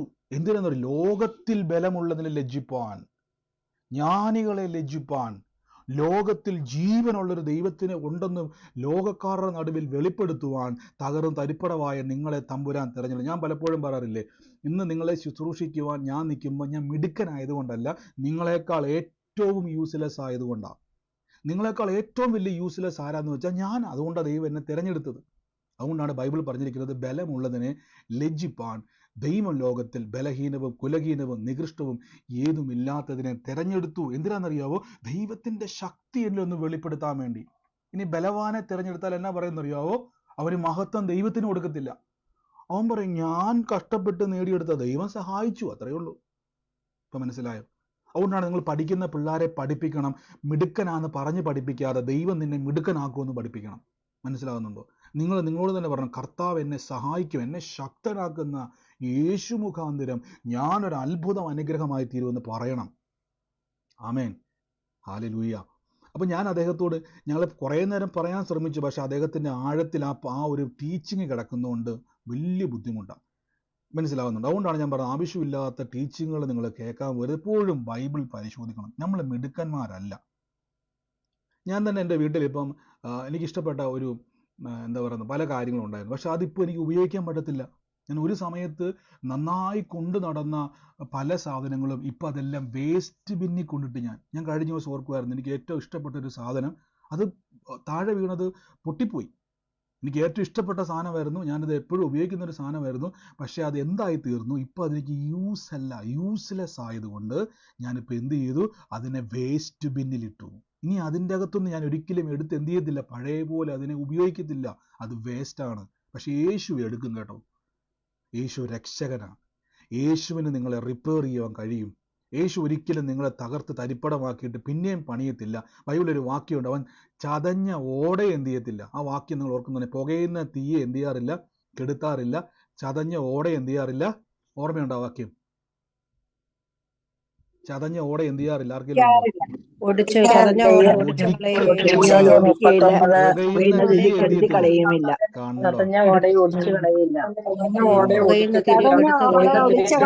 ഉണ്ടോ? ഒരിക്കലും നിങ്ങൾക്ക് വീണ്ടും പ്രതിസന്ധികൾ തന്ന് നിങ്ങളെ തകർത്ത് തരിപ്പടമാക്കിയിട്ട് പിന്നെ ഒടിച്ചിട്ട് പിന്നെ റിപ്പയർ ചെയ്യത്തില്ല. പകരം അപ്പം നമുക്കൊരു ചോദ്യം, അപ്പം ഒരു ചോദ്യം, ബ്രദർ അങ്ങനെയാണ് ഈ പ്രതിസന്ധി മുഴുവൻ എവിടുന്ന് വന്നു? പ്രതിസന്ധി വരുന്നത് ലോകത്തിൽ നിന്നാണ്. ശ്രദ്ധിച്ചേ, കാറ്റും കോളും യേശു ഇരിക്കുന്ന പടകിൽ വന്നു. ശ്രദ്ധിച്ചു നോക്കി, യേശു പടകിൽ തലയണ വെച്ച് കിടന്നുറങ്ങുന്ന സമയത്ത് ശിഷ്യന്മാർ ഹല്ലേലൂയ സ്തോത്രമൊക്കെ പാടി നല്ല യാത്രയായിരുന്നു. യേശു ഇരിക്കുന്ന പടക് ഇളക്കുന്ന രീതിയിൽ കാറ്റും കോളും അവിടെ ഉണ്ടായി. യേശു ഇരിക്കെ കാറ്റും കോളും ഉണ്ടായി. യേശു ഇരിക്കെ ഭൂതങ്ങൾ ഇളകി. മനസ്സിലാകുന്നുണ്ടോ? അപ്പൊ ഈ ലോകത്തിൽ നിന്ന് പല വിഷയങ്ങൾ നമ്മുടെ ജീവിതത്തിലും കുടുംബത്തിലും വരുമ്പോൾ നിങ്ങൾ എന്ത് ചെയ്യണം? രക്ഷകന്റെ നാമത്തെ ഉപയോഗിക്കണം. ഇപ്പൊ മനസ്സിലായോ? ഓ, ഇത് ദൈവം തരുന്നതാണ് കേട്ടോ, ദൈവം തരുന്നതെന്ന് പറഞ്ഞിട്ടിരുന്ന പിശാചു പറയും അവിടെ ഇരുന്നോളാൻ പറയും. എപ്പോഴും മനസ്സിലാക്കണം ദൈവത്തിന്റെ സ്വഭാവം എന്താണ്. ദൈവം പിതാവാണ്. നിങ്ങൾ ദൈവത്തിന്റെ മക്കളാണ്. നിങ്ങൾ നിങ്ങളുടെ മക്കളെ ഒലക്കെടുത്ത് അടിച്ച് തരിപ്പടമാക്കിയിട്ട് ഹോസ്പിറ്റലിൽ കൊണ്ടിട്ടിട്ട് പറയുമോ നീ നന്നാകാൻ വേണ്ടിയാണ് ഞാൻ നിന്നെ തല്ലിയെന്ന് പറയുമോ? ഇല്ല. നിങ്ങൾ അങ്ങനെ ചെയ്യത്തില്ലേ? സ്വർഗസ്ഥനായ നല്ല പിതാവ് അങ്ങനെ ചെയ്യുമോ? പറ. ദോഷികളായ നിങ്ങൾ നിങ്ങളുടെ മക്കൾക്ക് നല്ല ദാനങ്ങളെ കൊടുക്കുവാൻ ദോഷികളായ അപ്പന്മാരും അമ്മമാരും നല്ല ദാനങ്ങളെ കൊടുക്കുമെങ്കിൽ സ്വർഗസ്ഥനായ പിതാവ് എത്ര അധികമെന്ന് യേശു പറയുന്നുണ്ട്. അപ്പൊ നമ്മൾ എപ്പോഴും ദൈവത്തെ കാണേണ്ടത് ദൈവമായി മാത്രമല്ല പിതാവായി കാണണം. മനസ്സിലാകുന്നുണ്ടോ? ഞാൻ നിങ്ങളോട് പലപ്പോഴും പറയാറുണ്ട്, എൻ്റെ അനുഭവങ്ങൾ ഒരിക്കലും ഞാൻ പ്രസംഗിച്ചിട്ട് കാര്യമില്ല. ഞാൻ ഉദാഹരണം പറയാം. ഞാൻ യേശു ക്രിസ്തുവിനെ അറിയുന്ന സമയത്ത് വലിയൊരു മരണം, ഒരു ആത്മഹത്യയുടെ വക്കിലൂടെ ഞാൻ കടന്നു പോകുന്ന സമയത്താണ് ഞാൻ യേശുവിനെ അറിഞ്ഞത്. ഞാൻ മനഃപൂർവ്വമായിട്ട് വാഹനം കൊണ്ട് ഇടിപ്പിച്ച് മരിക്കാൻ തക്കവണ്ണം രീതിയിൽ എന്ത് ചെയ്തു, ഒരു ട്രൈ ചെയ്ത സമയത്താണ്. അപ്പം എല്ലാവർക്കും അങ്ങനെ ആയിരിക്കത്തില്ല. ചിലർക്ക് ഏതെങ്കിലും ഒരു വിഷയം വന്നപ്പോഴേക്കും നിങ്ങൾ യേശുവിലേക്ക് വന്നത് എന്നും പറഞ്ഞ് നിങ്ങൾ നാളെ മുതൽ പറയുക ആ വിഷയം വന്നാലേ യേശുവിനെ അറിയത്തുള്ളൂ എന്ന് ഒരിക്കലും പറയരുത്. ഒരു വിഷയം വരാതെ എത്രയോ പേര് യേശുവിനെ ശ്രദ്ധിച്ചിട്ടുണ്ടെന്നറിയാമോ? അപ്പൊ നിങ്ങളൊരു കാര്യം മനസ്സിലാക്കണം, നമുക്കൊരു പ്രശ്നം വരുമ്പോൾ രക്ഷകനായി യേശുവുണ്ട്. എപ്പോഴും ഓർത്തോണം, രക്ഷകനില്ലാതെ ഒരു നിമിഷം പോലും ജീവിക്കാൻ കഴിയത്തില്ല. നിങ്ങളെ വേസ്റ്റ് കൊട്ടയെന്നാണ് എടുത്തുകൊണ്ട് വന്നേക്കുന്നത്. അപ്പൊ നിങ്ങൾക്ക് ആരുടെ സഹായം വേണം? യേശുവിനെ കൂടാതെ ജീവിക്കാൻ കഴിയത്തില്ല പ്രിയരെ. അതുകൊണ്ടാണ് അപ്പോസ്തലന്മാർ എന്ത് ചെയ്തത്? അവർ പറഞ്ഞത് കണ്ടോ, മറ്റൊരുത്തിലും രക്ഷയില്ല, നാം രക്ഷിക്കപ്പെടുവാൻ ആകാശത്തിന്റെ കീഴെ മനുഷ്യരുടെ ഇടയിൽ. ഈ വാക്യം മറക്കല്ലേ എത്രയെന്നുള്ളത്. 12ാമത്തെ വാക്യമാണ്, മനുഷ്യരുടെ ഇടയിൽ നൽകപ്പെട്ട വേറൊരു നാമം ഇല്ല. ഇപ്പൊ മനസ്സിലായോ? ഇനി നിങ്ങൾ ഈ വാക്യം ഒന്ന് വായിച്ചു നോക്കിയേ. സൗഖ്യമാക്കുവാൻ കർത്താവേ നിന്റെ കരം നീട്ടുന്നതിനാലും നിന്റെ പരിശുദ്ധ ദാസനായ യേശുവിന്റെ നാമത്തിൽ അടയാളങ്ങളും അത്ഭുതങ്ങളും ഉണ്ടാകുന്നതിനാൽ. അപ്പൊ എന്തുകൊണ്ടാണ് യേശുവിന്റെ നാമത്തിൽ ഉണ്ടാകുന്നത്? യേശു രക്ഷകനാണ്. എന്തുകൊണ്ടാണ് യേശു എനിക്ക് വേണ്ടി പ്രവർത്തിക്കുന്നത്? ഞാൻ യൂസ്ലെസ് ആയതുകൊണ്ടാ, ഞാൻ തകർന്നവനായതുകൊണ്ടാ. മനസ്സിലാകുന്നുണ്ട്? ഞാൻ ബെസ്റ്റ് ആയതുകൊണ്ടല്ല. നിങ്ങൾക്കൊരു കോൺഫിഡൻസ് ഉണ്ടോ നിങ്ങൾ ബെസ്റ്റാന്ന്? എന്നാൽ കുറച്ച് ബുദ്ധിമുട്ടാണ് നിങ്ങൾക്ക് രക്ഷപ്പെടാൻ. പറയണം, കർത്താവേ അങ്ങയുടെ കൃപയാലാണ് ഞാൻ നിൽക്കുന്നത്. പറയണം, അങ്ങനെ പറഞ്ഞ് പഠിക്കണം. അങ്ങനെ പറഞ്ഞ് പഠിക്കുമ്പോൾ എന്നറിയാമോ, ഈ കൂടോത്രക്കാരനൊക്കെ വലിയ വിഷയമല്ലെന്ന് മനസ്സിലാവും. നമുക്ക് എന്നറിയോ, ബ്രദർ എനിക്കെതിരെ ആരൊക്കെയോ കൂടോത്രം ചെയ്തതിനെ നശിപ്പിച്ചിട്ടേക്കുവെന്ന് പറയാൻ കാരണം നിങ്ങൾ വലിയ സംഭവമുണ്ടോ? നിങ്ങൾ വേണം എത്ര കൂടോത്രം വന്നാലും എനിക്കൊരു രക്ഷകനുണ്ട്. ഇങ്ങനെ പറഞ്ഞ് പഠിക്കണം. എനിക്കൊരു ദൈവമുണ്ട്, മരിച്ചവരെ ഉയർപ്പിക്കുന്ന, ഇല്ലാത്തതിനെ ഉള്ളതുപോലെ വിളിച്ചു വരുത്തുന്ന ഒരു സമാധാനത്തിൻ്റെ പ്രഭു എനിക്കുണ്ട്, ഒരു വീരനായ ദൈവം എനിക്കുണ്ട് എന്ന് പറഞ്ഞു പഠിക്കുമ്പോൾ മാത്രമേ ഉള്ളൂ നമുക്കിതിന്ന് കരകയറാൻ കഴിയത്തുള്ളൂ. അപ്പം ഞാൻ പറഞ്ഞില്ലേ, ഞാൻ 2012 മുതൽ കർത്താവിൻ്റെ സുവിശേഷം പ്രസംഗിക്കാൻ തുടങ്ങിയ സമയത്ത് ഒത്തിരി വാഗ്വാദങ്ങളുണ്ടായി. പല ആളുകളും ഇതിനെ എതിർക്കുവാൻ തുടങ്ങി, പല ആളുകളും സംശയം പറയാൻ തുടങ്ങി, എന്നാൽ കുറേ ആളുകൾ എന്ത് ചെയ്യാൻ തുടങ്ങി. അപ്പം അന്ന് ഞാൻ ആശ്രയിക്കുന്നതും സംസാരിക്കുവാൻ ആഗ്രഹിക്കും, ബൈബിളിൽ അങ്ങനെ എഴുതിയിട്ടുണ്ടോ? പിന്നെ ഞാനെന്തിനാ വേറെ തപ്പുന്നു പോയി? ബൈബിൾ അങ്ങനെ പറയുന്നു. ഒരു പ്രശ്നം വന്നാൽ അത് ദൈവത്തിൽ നിന്നാണോ അല്ലയോ എന്ന് പരിശോധിക്കണം. അപ്പോൾ മനസ്സിലാകും, ദൈവം ഒരിക്കലും നിങ്ങളെ വെള്ളത്തിൽ പിടിച്ച് മുക്കി കൊല്ലാൻ വേണ്ടി നോക്കത്തില്ല. ദൈവം ഒരിക്കലും നിങ്ങൾക്ക് ആക്സിഡന്റ് തന്ന് തകർക്കാൻ നോക്കത്തില്ല. എപ്പോഴും ഓർത്തോണം, ബൈബിളൊരു വാക്യമുണ്ട്, അറക്കാനും മുടിക്കാനും മോഷ്ടിക്കാനും ആ പിശാച് വരുന്നത്. എന്നാൽ യേശു പറഞ്ഞു, ഞാൻ വന്നിരിക്കുന്നത് ജീവൻ ഉണ്ടാകാനും സമൃദ്ധിയായ ജീവൻ ഉണ്ടാകാൻ. അപ്പം അറക്കുക, മുടിപ്പിക്കുക, മോഷ്ടിക്കുക നിങ്ങളുടെ ജീവിതത്തിൽ ഉണ്ടാകുന്നുണ്ടെങ്കിൽ, ഓ ഇത് ദൈവം തരുന്നതെന്ന് അവരുടെ കൈയടിച്ചുകൊണ്ടിരിക്കാതെ യേശുവിൻ്റെ നാമത്തിൽ ഓട് പിശാച് എന്ന് പറയണം. യേശുവിൻ്റെ നാമത്തിൽ ഈ പ്രതിസന്ധിയെ നോക്കണം, ഇല്ല ഞാൻ യേശുവിൻ്റെ നാമത്തിൽ ഇതിന്ന് പുറത്തു വന്നിരിക്കും. കർത്താവിൻ്റെ നാമത്തെ ഉപയോഗിക്കുക. ബ്രദറെ, ഞാൻ പറയുന്നുണ്ട് ബ്രദറെ, എന്നിട്ടും എൻ്റെ ജീവിതത്തിൽ നിന്ന് അത് കാണാൻ പറ്റാത്ത രീതിയിൽ എന്തൊക്കെയോ തടസ്സങ്ങളുണ്ട്. തടസ്സങ്ങളുണ്ടെന്ന് നിങ്ങൾക്ക് ഒരു ബോധ്യം വന്നാൽ ഉടനെ നിങ്ങൾ ചെയ്യേണ്ടത് എന്നാണെന്നറിയാവോ? ഉടനെ നിങ്ങൾ ചെയ്യേണ്ടത് യേശു ക്രിസ്തുവിനെ പറ്റിയുള്ള അറിവ് വർദ്ധിപ്പിക്കണം. രക്ഷകൻ എന്ന വാക്കിനെ പറ്റി പഠിക്കണം. രക്ഷകൻ എന്ന് പറഞ്ഞാൽ, ഇപ്പം ഞാൻ ഉദാഹരണം പറയാം.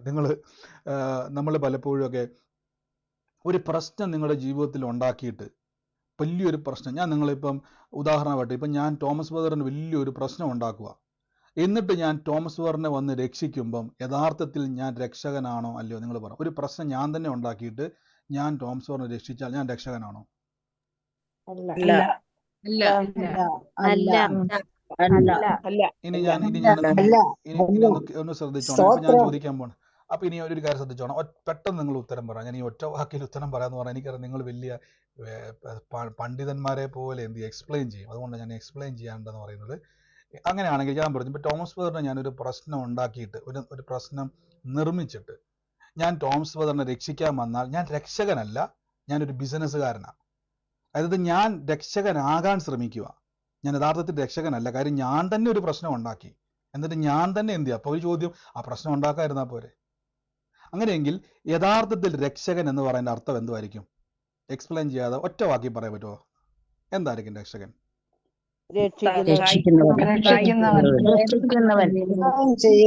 പ്രശ്നത്തിൽ തക്ക സമയത്ത് സഹായിക്കുന്നു. അത് തന്നെ ഉത്തരം കിട്ടി. പ്രശ്നങ്ങളിൽ നിന്നും നമ്മളെ രക്ഷിക്കുന്നയാൾ. ഇപ്പൊ മനസ്സിലായി. പ്രശ്നം തന്നിട്ട് രക്ഷിക്കുന്നവനല്ല, പ്രശ്നങ്ങളിൽ നിന്ന് യേശു പറഞ്ഞു, ലോകത്തിൽ കഷ്ടമുണ്ട്, ധൈര്യപ്പെടുവിൻ, ഞാൻ ലോകത്തെ ജയിച്ചിരിക്കുന്നു. യോഹന്നാന്റെ ലേഖനത്തിൽ പറയുന്നു, ദൈവത്തിൽ നിന്ന് ജനിച്ചതൊക്കെയും ലോകത്തെ ജയിച്ചിരിക്കുന്നു. അപ്പൊ ലോകത്തിൽ എന്തുണ്ട്? കഷ്ടമുണ്ട്. ദൈവത്തിൽ നിന്ന് ജനിക്കുന്നതിന് എന്ത് ചെയ്യുന്നു? ലോകത്തെ ജയിച്ചിരിക്കുന്നു. ലോകത്തെ ജയിച്ച ജയമോ നമ്മുടെ വിശ്വാസം അത്ര. എന്താ നമ്മുടെ വിശ്വാസം? യോഹന്നാന്റെ ലേഖനത്തിൽ പറയുന്നു, യേശു ദൈവപുത്രൻ എന്ന് വിശ്വസിക്കുന്നവൻ അത്രേ ലോകത്തെ ജയിച്ചവൻ. ഇപ്പൊ മനസ്സിലായോ? അപ്പൊ നമുക്ക് ഈ പ്രശ്നം മൊത്തം എവിടുന്നാ വരുന്നത്? ചൊവ്വയിൽ നിന്നാണോ, അതോ ചന്ദ്രനിൽ നിന്നാണോ, അതോ വേറെ ഏതെങ്കിലും ഗ്രഹത്തിൽ നിന്നാണോ? പറ. ലോകത്തിൽ ഈ ലോകത്തിൽ ഈ ഭൂമിയിൽ നിന്നാ. യേശു രക്ഷകനായി വന്നത് ഈ ഭൂമിയിലേക്കാ, ചന്ദ്രനിലേക്കല്ല വന്നത്, ഈ ഭൂമിയിലേക്കാ. എന്തുകൊണ്ടാ? ഈ ലോകത്തിൽ കഷ്ടമുണ്ട്. നമുക്ക് നിത്യജീവനെ അവകാശമാക്കിയെങ്കിൽ, നിത്യരക്ഷ നിങ്ങൾ അനുഭവിച്ചുവെങ്കിൽ ഉറപ്പിച്ച് ഞാൻ പറയാം, നിങ്ങൾക്ക് ഈ ലോകത്തെ ജയിക്കുവാൻ കഴിയും. അപ്പോൾ ഒരിക്കലും ചിന്തിക്കരുത്, ദൈവം, നിങ്ങൾ എപ്പോഴും ചിന്തിച്ചാൽ മതി, ദൈവം ഒരു ട്രബിൾ മേക്കർ അല്ല. ദൈവം നമുക്കൊരു പ്രശ്നം തന്നിട്ട് നിങ്ങളൊന്ന് ചുമ്മാ ചിന്തിച്ചു നോക്കി, ഒരു പ്രശ്നം തന്നിട്ട് ആ പ്രശ്നത്തിൽ നിന്ന് യേശു നിങ്ങളെ വന്ന് രക്ഷിക്കുവാണെങ്കിൽ ഇതിൽ ആരാ പ്രശ്നക്കാരൻ? പിശാചാണോ അതോ മറ്റാരെങ്കിലും ആണോ? ഒന്ന് ചിന്തിച്ചു നോക്കി. നിങ്ങൾ വ്യക്തമായി ബൈബിൾ പഠിക്കണം. ഒരു പ്രശ്നം വരുന്നുണ്ടെങ്കിൽ ആ പ്രശ്നത്തിന്റെ പിന്നിൽ ഒരു കാരണമുണ്ട്. ബൈബിൾ ഒരു വാക്യമുണ്ട്, കാരണം കൂടാതെ ശാപം വരത്തില്ലെന്ന് പറയുന്നത്. എല്ലാം പഠിച്ചോണം. യേശു രക്ഷകനായി വരാൻ കാരണം മനുഷ്യൻ ഉൽപ്പത്തിയിൽ പാപം ചെയ്തതുകൊണ്ടാണ്. ഈ പാപ നിമിത്തമാണ് ഈ ലോകം ഇങ്ങനെയായി തീർന്നത്. ഇതിൽ നിന്നും നമ്മെ രക്ഷിക്കാനാണ് യേശു വന്നിരിക്കുന്നത്. അപ്പം ഇന്നും നമുക്ക് ജീവിതത്തിൽ ഏതെങ്കിലുമൊക്കെ ഒരു പ്രശ്നം വരുമ്പോൾ നമുക്കൊരു രക്ഷകനുണ്ട്. ഇപ്പൊ മനസ്സിലായി? അതിനെ ഓവർകം ചെയ്യുവാനാണ് നമുക്ക് അഭിഷേകം, വചനം, കൃപ ഇതെല്ലാം നൽകിയിരിക്കുന്നത്. ഇതൊക്കെ ഉപയോഗിക്കണം നിങ്ങൾ. പക്ഷെ ഇത് ഉപയോഗിക്കാൻ നമുക്കിപ്പോഴും അറിയാത്തത് കൊണ്ടാണ് പലപ്പോഴും നമ്മൾ എന്ത് ചെയ്യുന്നത്? ദൈവം തന്നതാണെന്നും പിശാച് തന്നതാണെന്നും ഞാൻ രക്ഷപ്പെടത്തില്ലെന്നൊക്കെ പറഞ്ഞുകൊണ്ട് നമ്മൾ ഇരിക്കുന്നത്. ഇപ്പൊ പിടികിട്ടിയോ? ഇതിൽ നിന്ന് പുറത്തു വരണമെങ്കിൽ ഒറ്റ വഴിയുള്ളൂ. നിങ്ങൾ എപ്പോഴും ദൈവം ഒരിക്കലും ചതയുന്ന ഓടയെ ഒടിക്കത്തില്ല. അതായത് ഒരു ചതഞ്ഞ ഓട എടുത്ത് വന്നാൽ നിനക്ക് ഇന്ന് അടുത്തൊരു പ്രശ്നം തരട്ടെ എന്നോട് ഒടിക്കത്തില്ല. പുകയുന്ന തീയെ നമ്മൾ എന്ത് ചെയ്യും? ചവിട്ടി കെടുത്തി കളയും. പക്ഷെ യേശു കെടുത്തത്തില്ല. കാര്യം യേശുവിന് അറിയാം നിങ്ങൾ യൂസ്ലെസ് ആയ വ്യക്തിത്വമാണ്, ബലഹീനന്മാരാണ്. നമ്മളെ സഹായിക്കുന്ന രക്ഷകനാണ് യേശു. ഇപ്പം മനസ്സിലായോ കർത്താവ് ആരാന്നുള്ളത്? അപ്പോൾ ഒരു പ്രശ്നം വരുമ്പോൾ ബൈബിൾ വാചന ഒരിക്കലും ഞാൻ പറയില്ല, പഴയ നിയമവും പുതിയ നിയമവും തമ്മിൽ നിങ്ങൾ മിക്സ് ചെയ്ത് പഠിക്കരുത്. അവിടെയാണ് നിങ്ങൾക്ക് പറ്റുന്നൊരു അബദ്ധം. എന്ന് ഞാൻ വീണ്ടും പറയുന്നു, വചനങ്ങൾ എടുത്ത് ദൂരെ കളയാനല്ല ഞാൻ ഈ പറയുന്നത്, ശ്രദ്ധിച്ചോണം. പഴയ നിയമത്തിലെ അവരുടെ പ്രാർത്ഥനകൾ പലപ്പോഴും ദാസന്റെ പ്രാർത്ഥനയും പുതിയ നിയമത്തിലെ മനുഷ്യന്റെ പ്രാർത്ഥന എന്ന് പറഞ്ഞാൽ പുത്രന്റെ പ്രാർത്ഥനയാണ്. അതുകൊണ്ടാണ് അലേ യഹോവേ ഞങ്ങൾ നിങ്ങൾ ദാസനെന്നും പുതിയ നിയമത്തിലേക്ക് വരുമ്പോൾ അബ്ബാ പിതാവേ എന്നും വിളിക്കുന്നത്. വ്യത്യാസം മനസ്സിലാക്കണം. ദാസനും പുത്രനും തമ്മിൽ ഒരിക്കലും ചേരത്തില്ല. ഇന്നാളെ ഞാനൊരു ഉദാഹരണം പറഞ്ഞായിരുന്നല്ലേ, ഇപ്പം ഞാൻ നിങ്ങളുടെ വീട്ടിൽ പറമ്പിൽ കളിക്കാൻ വന്നു കഴിഞ്ഞാൽ ഞാൻ ആ കുടുംബത്തിലെ ആരുമല്ല. പക്ഷേ പുറത്തുനിന്ന് ഒരാൾ നോക്കിയാൽ ഇനി നിങ്ങളുമായിട്ട് ആ കുടുംബമായിട്ട് ഒരു ബന്ധമില്ലാത്തൊരു വ്യക്തി അതിലേക്ക് ആറായി പോയി കഴിഞ്ഞാൽ അയാൾ തല പൊക്കി നോക്കുമ്പോൾ ഞാൻ നിങ്ങളുടെ മതിൽക്കെട്ടിൻ്റെ അകത്തുനിന്നുകൊണ്ട് കിളയ്ക്കുന്നുണ്ട്. അപ്പോൾ അയാൾ തെറ്റിദ്ധരിക്കും. തെറ്റിദ്ധരിക്കുന്നത് എന്തുവാ? ഞാൻ ചിലപ്പോൾ ആ വീട്ടിൽ ആരെങ്കിലും ആയിരിക്കും. കാര്യം പറമ്പ് കളയ്ക്കുന്നു, അവിടെ അടുപ്പ് കൂട്ടുന്നു, തീയിടുന്നൊക്കെ ചെയ്യുമ്പോൾ ആൾക്കാർ ഓർക്കുന്നത് എന്തുവാ? ആ വീട്ടിലെ ആരെങ്കിലും ആയിരിക്കും. പക്ഷെ ഞാൻ ആരുമല്ല, ഞാൻ ആ വീട്ടിലെ ദാസനാണ്. എന്നാൽ ആ വീടിൻ്റെ അകത്തൊരു പുത്രനുണ്ട്. ഇപ്പം മനസ്സിലാവും. ഇതാണ് പഴയ നിയമവും പുതിയ നിയമവും. പഴയ നിയമത്തിൽ ബൈബിൾ പറയുന്നു ദൈവം അവർക്ക് യജമാനനും, പഴയ നിയമത്തിലെ ജനം അവർക്ക് ദാസന്മാരുമാണ്. എന്നാൽ പുതിയ നിയമത്തിലേക്ക് വരുമ്പോൾ യേശു വന്നിട്ട് പറഞ്ഞു, ദാസത്വത്തിൻ്റെ ആത്മാവിനെ അല്ല, അബ്ബാ പിതാവേ എന്ന് വിളിക്കുന്ന സ്വപുത്രൻ്റെ ആത്മാവിനെ നമുക്ക് തന്നിരിക്കുന്നു. അപ്പം ധൈര്യത്തോടെ, അപ്പാ ഞാനൊരു പ്രശ്നത്തിലാണ്, എൻ്റെ രക്ഷകനാണ് യേശു, നമുക്ക് ധൈര്യത്തോടെ പറയാൻ പറ്റും. എന്നെ രക്ഷിക്കുന്ന ദൈവം, എന്നെ രക്ഷിക്കുന്ന കർത്താവ്. നമുക്കൊരു നിമിഷം ഒന്ന് പ്രാർത്ഥിക്കാം. നിങ്ങളായിരിക്കുന്ന പ്രശ്നങ്ങളിൽ നിങ്ങൾ ചിലപ്പോൾ ഒറ്റപ്പെട്ടായിരിക്കും നിൽക്കുന്നത്, സങ്കടം വന്നേക്കാം, പ്രയാസത്തിലായിരിക്കും നിങ്ങൾ. ഒരു മനുഷ്യന് പോലും ഒന്ന് ഉള്ളു തുറന്ന്, എന്നോട് കർത്താവ് ഇങ്ങനെ ഒരു വാക്ക് പറഞ്ഞു, ഉള്ളു തുറന്ന് സംസാരിക്കാൻ പോലും പറ്റാത്ത, മനസ്സിൻ്റെ അകത്ത് കൊണ്ട് നടക്കുന്ന, സ്വന്തം കുടുംബത്തിൽ പോലും സ്വന്തം പാർട്ട്ണറോട് പോലും ഷെയർ ചെയ്യാൻ പോലും കഴിയാതെ ഭാരപ്പെട്ട് നിൽക്കുന്ന 1-2 വ്യക്തികളെ കർത്താവ് സ്പർശിക്കുക. ഞാനത് പേര് വെളിപ്പെടുത്തുവാനല്ല, എൻ്റെ ഉള്ളിൽ കർത്താവ് എം എന്ന പേരിൻ്റെ ആരംഭത്തിൽ തുടങ്ങുന്ന ഒരു സഹോദരി വളരെ ഭാരപ്പെട്ട് സ്വന്തം കുടുംബത്തിൽ പോലും തുറന്നു പറയാൻ കഴിയാതെ കൊണ്ടു നടക്കുക. സഹോദരി കർത്താവിനോട് പറയുന്നു, ആ ഭാരം ഒന്ന് ഇറക്കി വെക്കുക. നമ്മുടെ കൂടെ നമ്മൾ പൊട്ടിത്തകർന്ന് കുപ്പിച്ചില്ലാന്നേ, ഇതിൻ്റെ അകത്തുനിന്നും ഇനി അതിൻ്റെ അകത്തുനിന്നും ഒരു ചായ കുടിക്കാൻ കഴിയത്തില്ലാത്ത യൂസ്ലെസ് ആയി കിടക്കുന്ന എന്നെ യേശുവിന് ആവശ്യമുണ്ട്. യേശുവിന് നമ്മളെ ആവശ്യമുണ്ട്.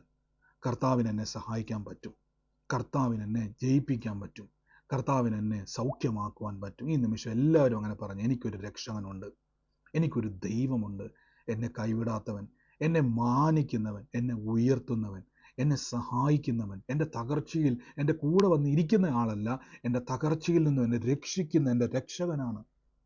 എൻ്റെ ദൈവം, എൻ്റെ രക്ഷകൻ, എൻ്റെ യേശു എൻ്റെ കൂടെയുണ്ട്. എല്ലാവരും പറഞ്ഞുകൊണ്ടിരുന്നേ.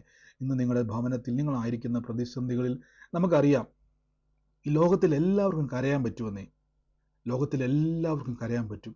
യേശു നമ്മളെ കരയിപ്പിക്കാൻ വന്ന ആളല്ല. സന്തോഷിപ്പിൻ, സന്തോഷിപ്പിൻ, കർത്താവിൽ എപ്പോഴും സന്തോഷിക്കണം. ഈ പ്രതിസന്ധി നീങ്ങും കേട്ടോ. നിങ്ങളെ കൊണ്ട് തന്നെ കർത്താവ് അത് നീക്കി മാറ്റിയിരിക്കും.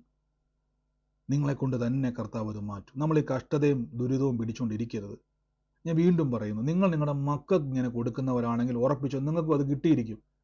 നിങ്ങൾ നിങ്ങളുടെ മക്കളെ തകർത്ത് തരിപ്പടമാക്കിയിട്ട് അവരെ സ്നേഹിക്കുന്ന ഒരു അപ്പനാണെങ്കിൽ നിങ്ങളോട് ഞാൻ പറഞ്ഞു, നിങ്ങൾക്ക് എന്തോ മാനസിക കുഴപ്പമുണ്ട്, എന്തോ മാനസിക ബുദ്ധിമുട്ട് നിങ്ങൾക്കുണ്ട്.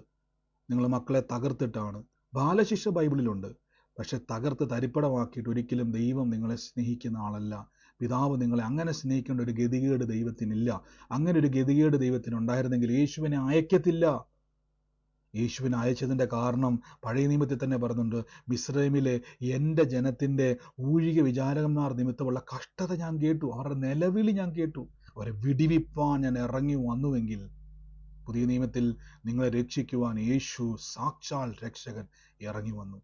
യേശു ഉള്ള മക്കളാണ് നിങ്ങൾ, യേശുവിനെ വിളിക്കുന്ന മക്കളാണ് നിങ്ങൾ. തകർന്നു പോകുവാൻ യേശു സമ്മതിക്കത്തില്ല. എൻ്റെ കൂടെ ഒന്ന് പറയണേ, ഞാൻ തകർന്നു പോകുവാൻ എൻ്റെ യേശു സമ്മതിക്കത്തില്ല. അങ്ങനെ തന്നെ 1-2 മിനിറ്റുകളെന്ന് പറഞ്ഞ്, ഞാൻ തകർന്നു പോകുവാൻ എൻ്റെ യേശു സമ്മതിക്കത്തില്ല, ഞാൻ തകർന്നു പോകുവാൻ എൻ്റെ യേശു സമ്മതിക്കത്തില്ല, ഞാൻ നശിച്ചു പോകുവാൻ എൻ്റെ യേശു സമ്മതിക്കത്തില്ല. ഞാൻ തകർന്നു പോകുവാൻ, ഞാൻ കരഞ്ഞ് കരഞ്ഞ് കരഞ്ഞ് തീരുവാൻ, ഞാൻ മനുഷ്യന്റെ മുമ്പിൽ ഒരു ലജ്ജയായി തീരുവാൻ, ഞാൻ മനുഷ്യന്റെ മുമ്പിൽ തലകുനിക്കുന്നവനായി പോകുവാൻ എൻ്റെ യേശു സമ്മതിക്കത്തില്ല. അങ്ങനെ തന്നെ പറയാം, എൻ്റെ യേശു സമ്മതിക്കത്തില്ല. യേശു സമ്മതിക്കുന്നയാളല്ല. നടുക്കടലിൽ എന്നെ മുക്കിക്കൊല്ലുന്നവനല്ല, തകർച്ചയിൽ എന്നെ വിട്ടേച്ചു പോകുന്നവനല്ല. എൻ്റെ രക്ഷകനാണ്, എന്നെ സഹായകനാണ്, എൻ്റെ രക്ഷകനാണ്, എൻ്റെ ഇമ്മാനുവലാണ്. യേശുവേ നന്ദി കർത്താവ്. എല്ലാവരും പ്രാർത്ഥിച്ചു. ഇത് നിങ്ങളുടെ ബലമാകട്ടോ. ഇതാണ് പത്രോസ്ലീഹ പറഞ്ഞത്, മറ്റൊരുത്തനിലും രക്ഷയില്ല. നാം രക്ഷിക്കപ്പെടുവാൻ മനുഷ്യരുടെ ഇടയിൽ നൽകപ്പെട്ട വേറൊരു നാമമില്ല കേട്ടോ, വേറൊരു നാമമില്ല. യേശുവല്ലാതെ മറ്റൊരു രക്ഷകൻ നമുക്കില്ല കേട്ടോ, ഇനി വരത്തുമില്ല. യേശുവിനേക്കാൾ വലിയ രക്ഷകനില്ല. അവൻ രക്ഷകനാണ്, രക്ഷപ്പെടുത്തുന്നവനാണ്. ഞാൻ വീണ്ടും പറയുന്ന, ഒരു പ്രശ്നം തന്നിട്ട് നിങ്ങളെ രക്ഷപ്പെടുത്തുന്ന ദൈവം രക്ഷകനല്ല. അങ്ങനെ ഒരു രക്ഷകനല്ല ബൈബിൾ നമുക്കുള്ളത്. നമ്മുടെ പ്രതികൂലത്തിൽ നിന്നും നമ്മളെ രക്ഷിക്കുന്ന ദൈവമാണ്. നമ്മുടെ പ്രതിസന്ധിയിൽ നിന്നും നമ്മെ രക്ഷിക്കുന്ന ദൈവമാണ്. യേശു രാജാവാണ്, അവൻ ഭരിക്കുന്നവനാണ്. യേശുവിൻ്റെ നാമത്തിൽ അനുഗ്രഹിച്ചു പ്രാർത്ഥിക്കും. ഈ സമയത്ത് രോഗത്താൽ ഭാരപ്പെടുന്നവർ സൗഖ്യത്തെ സ്വീകരിക്കുവാൻ നിങ്ങളെ തന്നെ ഒരുക്കിയാട്ടെ. പല പല കൺസെപ്റ്റുകളും നമ്മൾ കേട്ടേക്കാം. ഞാൻ പറഞ്ഞല്ലേ, നിങ്ങൾ പല ഉപദേശങ്ങളും കേട്ടേക്കാം. ബൈബിൾ ഒന്ന് നോക്കുക.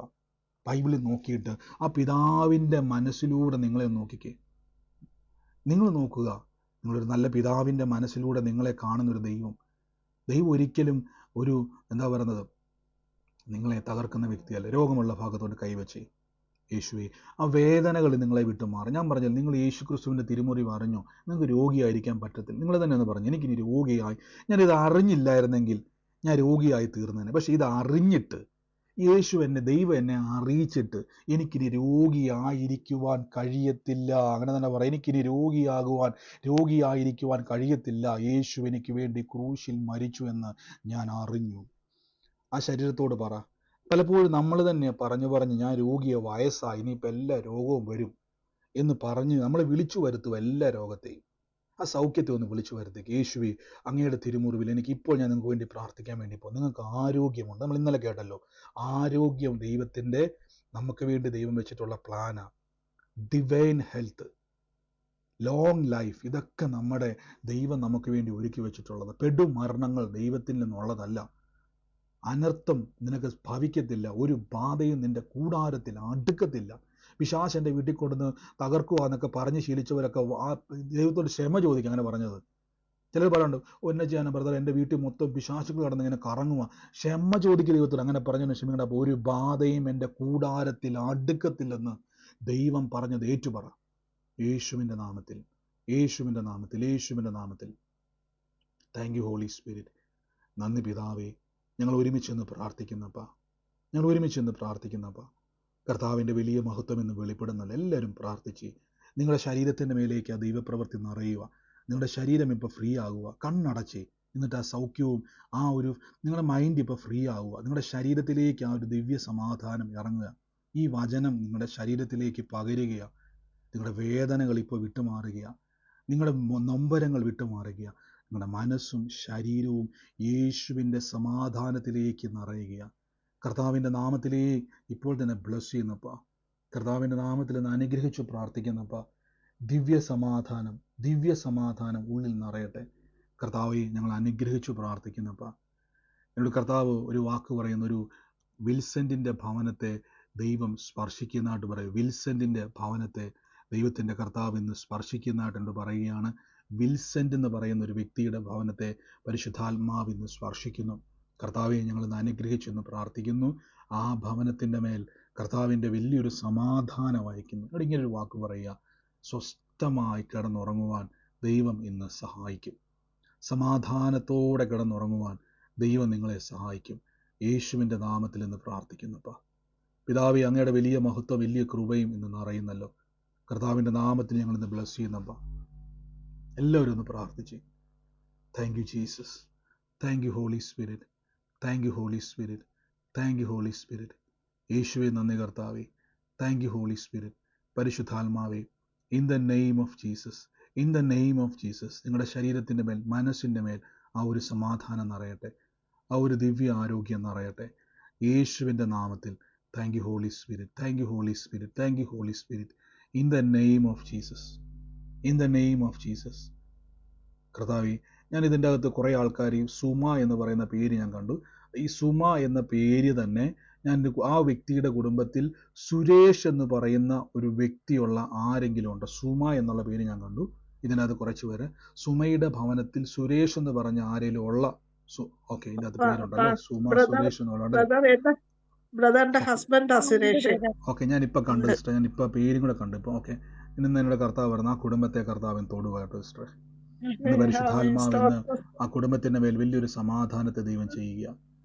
യേശുവിന്റെ നാമത്തിൽ ഞങ്ങൾ ഇന്ന് ബ്ലസ് ചെയ്യുന്നപ്പാ. കർത്താവെ, ഞങ്ങൾ അനുഗ്രഹിച്ചു എന്ന് പ്രാർത്ഥിക്കുന്നപ്പാ. ദൈവത്തിന്റെ വലിയ മഹത്വം ഇന്ന് വെളിപ്പെടുന്നില്ല അപ്പാ. നിങ്ങളുടെ ജീവിതത്തിന്റെ അകത്ത് കർത്താവിനോട് പറയാം, നിങ്ങളുടെ അതിരുകളെ ദൈവം വിസ്താരമാക്കുന്ന ആ ഒരു വസ്തുവിൻ്റെ മേലേക്ക് ദൈവപ്രവൃത്തി വെളിപ്പെട്ടിട്ട് കർത്താവിനോട് പറയുക, നാളുകളായിട്ട് നിങ്ങളുടെ മേൽ ഇന്ന് തടസ്സമായി നിന്നതിനെ തമ്പുരാൻ എടുത്തു മാറ്റി. ഇന്ന് കേട്ടതുപോലെ തന്നെ രക്ഷകനായ ദൈവം നിങ്ങൾക്ക് വേണ്ടി പ്രവർത്തിക്കുക. അതോടൊപ്പം തന്നെ വീണ്ടും എന്നെ ഈ സുമയെന്ന് പറയുന്ന വ്യക്തിയെ കാണിക്കുകയാണ്. ഈ സുമ എന്ന് പറയുന്ന ഈ വ്യക്തിയല്ല, സുമയെന്ന് പറയുന്ന ഇതേപോലെ തന്നെ വീണ്ടും കർത്താവിനോട് പറയുക. അതുമായിട്ട് ബന്ധപ്പെട്ട് സുഭാഷ് എന്ന് പറയുന്ന ആരെങ്കിലും ഭവനത്തിലുള്ള ആരെങ്കിലും ഉണ്ടോ? സുഭാഷ് എന്ന് പറയുന്ന ഇതേപോലെ തന്നെ കർത്താവ് എന്ന് അങ്ങനെ ഒരു കുടുംബത്തെ ദൈവം സ്പർശിക്കുകയാണ്. യേശുവിന്റെ നാമത്തിൽ എന്ന് പ്രാർത്ഥിക്കുന്നു. ഞാൻ പറഞ്ഞത് ഒരു മിനിറ്റ്, ഈ സുമ എന്ന് പേരുള്ള ആളുടെ കുടുംബത്തിൽ തന്നെ സുഭാഷ് എന്ന് പേരുള്ള ഒരു വ്യക്തി ഉള്ളതായിട്ട് എന്നെ കർത്താവ് കാണിക്കുന്നത്. സുമ എന്ന് എന്നെ വീണ്ടും എടുത്ത് കാണിക്കുവാണ്. ആ വ്യക്തി സുമ എന്ന പേര് അവളെ അനിയൻ, ഭർത്താവിന്റെ അനിയൻ സുഭാഷ്. സുമയുടെ അല്ലേ? ഇന്ന് ആ കുടുംബത്തെ ഏൽപ്പിച്ച് നിങ്ങൾ പ്രാർത്ഥിക്കുന്നു. പിന്നെ ആ കുടുംബത്തിൽ കർത്താവിൻ്റെ ഒരു മോളെ കർത്താവ് തുടർന്നായിട്ട് എന്താ പറയുന്നത്? യേശുവിൻ്റെ നാമത്തിൽ ഇന്ന് പ്രാർത്ഥിക്കുന്നപ്പ മകളുടെ മേലേക്ക് കർത്താവ് ഞങ്ങളുടെ വലിയ പ്രവൃത്തി എന്നിവിടെ ഉണ്ടായി വരട്ടെ. യേശുവിൻ്റെ നാമത്തിൽ പ്രാർത്ഥിക്കുന്നപ്പ എല്ലാവരും ഒന്ന് പ്രാർത്ഥിച്ച് കർത്താവ് ഇന്ന് നിങ്ങളെ സഹായിക്കുന്ന ദൈവമാണ്. എല്ലാവരും മൈക്ക് മ്യൂട്ട് ചെയ്ത് വിൽസെന്റുമായിട്ട് ബന്ധപ്പെട്ട ആരാ ഉള്ളത്? ആദ്യം ഞാൻ പറഞ്ഞത്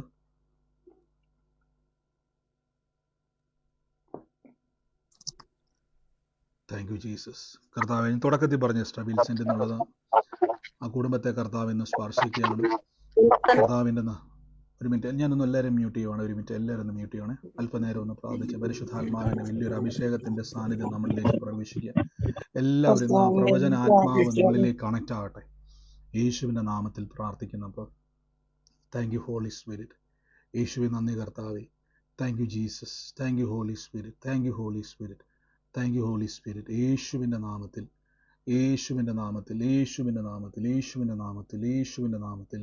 thank you Holy Spirit. Thank you Holy Spirit. ഞാൻ ഇതിൻ്റെ അകത്ത് ഇപ്പോൾ കർത്താവ് എന്നെ കാണിക്കുന്നതാണ്. ഈ പത്മ എന്ന് പറഞ്ഞ പേരിൻ്റെ മ്യൂട്ട് ഞാൻ മാറ്റുവാണ്. സഹോദരൻ എന്നെ കേൾക്കണമെന്ന് എനിക്കറിയത്തില്ല. ഈ പത്മ എന്ന പേരുകാരിനെ ഞാൻ കാണുന്നതിൻ്റെ അകത്ത് ഞാനിപ്പോൾ പേര് കണ്ടു. ഇന്ന് ആ വ്യക്തിയോട് കർത്താവ് ഇങ്ങനെ പറയാൻ പറഞ്ഞ ആ കുടുംബത്തിൻ്റെ മേൽ ഒരു ആൺ തലമുറയെ കർത്താവ് കൊടുനാട്ടിനൊരു വാക്ക് പറയുകയാണ്. യേശുവിൻ്റെ നാമത്തിൽ ഇന്ന് ആ ഭവനത്തിൻ്റെ മേൽ ദൈവത്തിൻ്റെ വലിയൊരു സമാധാനത്തെ കർത്താവ് ഇന്ന് അയക്കുകയാണ്. ഞങ്ങൾ യേശുവിൻ്റെ നാമത്തിൽ ബ്ലസ് ചെയ്ത് പ്രാർത്ഥിക്കുന്നപ്പ കർത്താവെ അങ്ങ് അത്ഭുതകരമായി തന്നെ വിടിവിക്കുന്നല്ലോ. എന്റെ കുടുംബാണ് ഞാനിപ്പോ പറഞ്ഞത്. ഇപ്പൊ കണ്ടു കേൾക്കുന്നുണ്ട്. ഞാൻ കണ്ടിട്ടാ ഞാൻ ചോദിച്ചതിൻ്റെ അകത്ത് തലമുറയെ കർത്താവ് സ്പർശിക്കും. ഞാനിപ്പോ പേര് കണ്ടു. ഞാനിപ്പോ കണ്ടൊരു പേരിലാണ് ആൺ തലമുറയുള്ള ഒരു പത്മേനെ കർത്താവ് സ്പർശിക്കുന്നതായിട്ട് എന്നെ. ഞാനിപ്പോ പത്മ കണ്ടിട്ടാണ് ഞാൻ ചോദിച്ചത്. പക്ഷെ പത്മയുടെ ഇങ്ങനെ സ്ക്രോൾ ചെയ്ത് പോയപ്പം പത്മയുടെ ആൺ തലമുറയെ കർത്താവ് സ്പർശിക്കുന്നതായിട്ട് പറയുന്നു. എന്നോട് തമ്പുരാൻ ഇങ്ങനെ ഒരു വാക്ക് പറഞ്ഞേക്കുന്നത്, വരുന്ന 62 ദിവസം അവൻ്റെ ജീവിതത്തിൽ കർത്താവിൻ്റെ ഇടപെടൽ ഉണ്ടാകുന്ന ദിവസങ്ങളാണ്. അവന് വേണ്ടി പ്രാർത്ഥിച്ചോണം. അവൻ്റെ ഭാവിയുടെ വാതിലിനെ സ്വർഗം തുറക്കാൻ വേണ്ടി പോവാണ്. യേശുവിൻ്റെ നാമത്തിൽ എന്ന് ബ്ലസ് ചെയ്യുന്നപ്പോ അവൻ്റെ ജീവിതത്തിൻ്റെ മേൽ അതിരുകൾ തുറന്നു വരട്ടെ. ഇപ്പോൾ റിലീസ് ചെയ്ത് പ്രാർത്ഥിക്കാം. തടസ്സങ്ങൾ വിട്ടുമാറട്ടെ. യേശുവിൻ്റെ നാമത്തിൽ സ്വീകരിച്ചോ. ഈ ദിവസങ്ങളിൽ പ്രാർത്ഥിച്ചോണം, എഴുതി വെച്ചോണം. കർത്താവ് അവൻ്റെ ഭാവിയെ തുറക്കാൻ വേണ്ടി പോവാണ്. എല്ലാവരും ഒന്ന് പ്രാർത്ഥിച്ചു. യേശുവേ ആരാധന. ഓ യേശുവേ നന്ദി കർത്താവേ. In the name of Jesus, in the name of Jesus, in the name of Jesus. Thank you Holy Spirit. Thank you Holy Spirit. Thank you Holy Spirit. യേശുവേ നന്ദി കർത്താവേ. യേശുവേ നന്ദി കർത്താവേ. Thank you Holy Spirit. കർത്താവ് ഇന്ന് യേശുവിൻ്റെ നാമത്തിൽ ഭാവിയുടെ തടസ്സങ്ങൾ വിട്ടുമാറട്ടെ. യേശുവിൻ്റെ നാമത്തിൽ എന്ന് പ്രാർത്ഥിക്കുന്നപ്പ പരിശുദ്ധാത്മാവേ ദൈവത്തിൻ്റെ വലിയ കൃപ ഇന്ന് ചൊരിയുന്നല്ലോ. ദൈവാത്മാവിൻ്റെ വലിയ മഹത്വം ഇന്ന് ചൊരിയുന്നല്ലോ. അപ്പ താങ്ക് യു ഹോളി. ഞാനൊരു വ്യക്തിയെ ഇങ്ങനെ കാണുകയാണ്. ഈ ലൈറ്റായിട്ടുള്ളൊരു മഞ്ഞ കളറിൽ ഒരു വസ്ത്രം ഇട്ടുകൊണ്ടിരിക്കുന്ന ഒരു സഹോദരി ഞാൻ കാണുന്നു. ഒരു ചെയറിൽ ഇരുന്നുകൊണ്ടാണ് ഈ പ്രാർത്ഥന കേൾക്കുന്നത്. ഈ ഒരു സമയം ഭവനത്തിൻ്റെ അകത്ത് ഞാനിപ്പോൾ കാണുന്ന ഒരു കാഴ്ച എന്ന് പറഞ്ഞാൽ ആ സഹോദരി ഇരിക്കുന്നതിൻ്റെ ലെഫ്റ്റ് സൈഡിലായിട്ട് നേരെ ഇടത് കൈ നേരെ പൊക്കി നോക്കിയാൽ കറക്റ്റ് കാണാൻ പറ്റുന്ന ഒരു ലൈറ്റാണ്. ലെഫ്റ്റ് സൈഡിൽ കാണാൻ പറ്റുന്ന ലൈറ്റാണ്. ആ കസേര ഇട്ടിരിക്കുന്നതിൻ്റെ ലെഫ്റ്റ് സൈഡിൽ മുകളിൽ തന്നെ ഒരു ലൈറ്റ് ഇരിപ്പുണ്ട്. അതിൻ്റെ തൊട്ടിപ്പുറത്ത് തന്നെ വലതുവശത്ത് തന്നെ ഒരു കസേര കിടപ്പുണ്ട്. അതിൻ്റെ താളിരിക്കുന്നില്ല, വെറുതെ കസേര കിടക്കുവാണ്. ഇപ്പോൾ ഇത് പറഞ്ഞുകൊണ്ടിരിക്കുമ്പോൾ ആ സഹോദരിനെ കർത്താവ് സ്പർശിക്കുകയാണ്. ശരീരത്തിൻ്റെ മേലേക്കും ആ കുടുംബത്തിൻ്റെ മേലേക്കും കർത്താവിൻ്റെ വലിയ പ്രവൃത്തിയെ ദൈവം ഈ നിമിഷം അയക്കുകയാണ്. അതുകൊണ്ട് കർത്താവ് പറയുന്നു, ഇപ്പോൾ ഈ സഹോദരിയെ കർത്താവ് സ്പർശിക്കുകയാണ്. കുടുംബത്തിൻ്റെ അകത്ത് തന്നെ കാണിക്കുന്ന വലിയൊരു കുരുക്കിനെ കർത്താവ് ഇന്ന് പൊട്ടിക്കുക.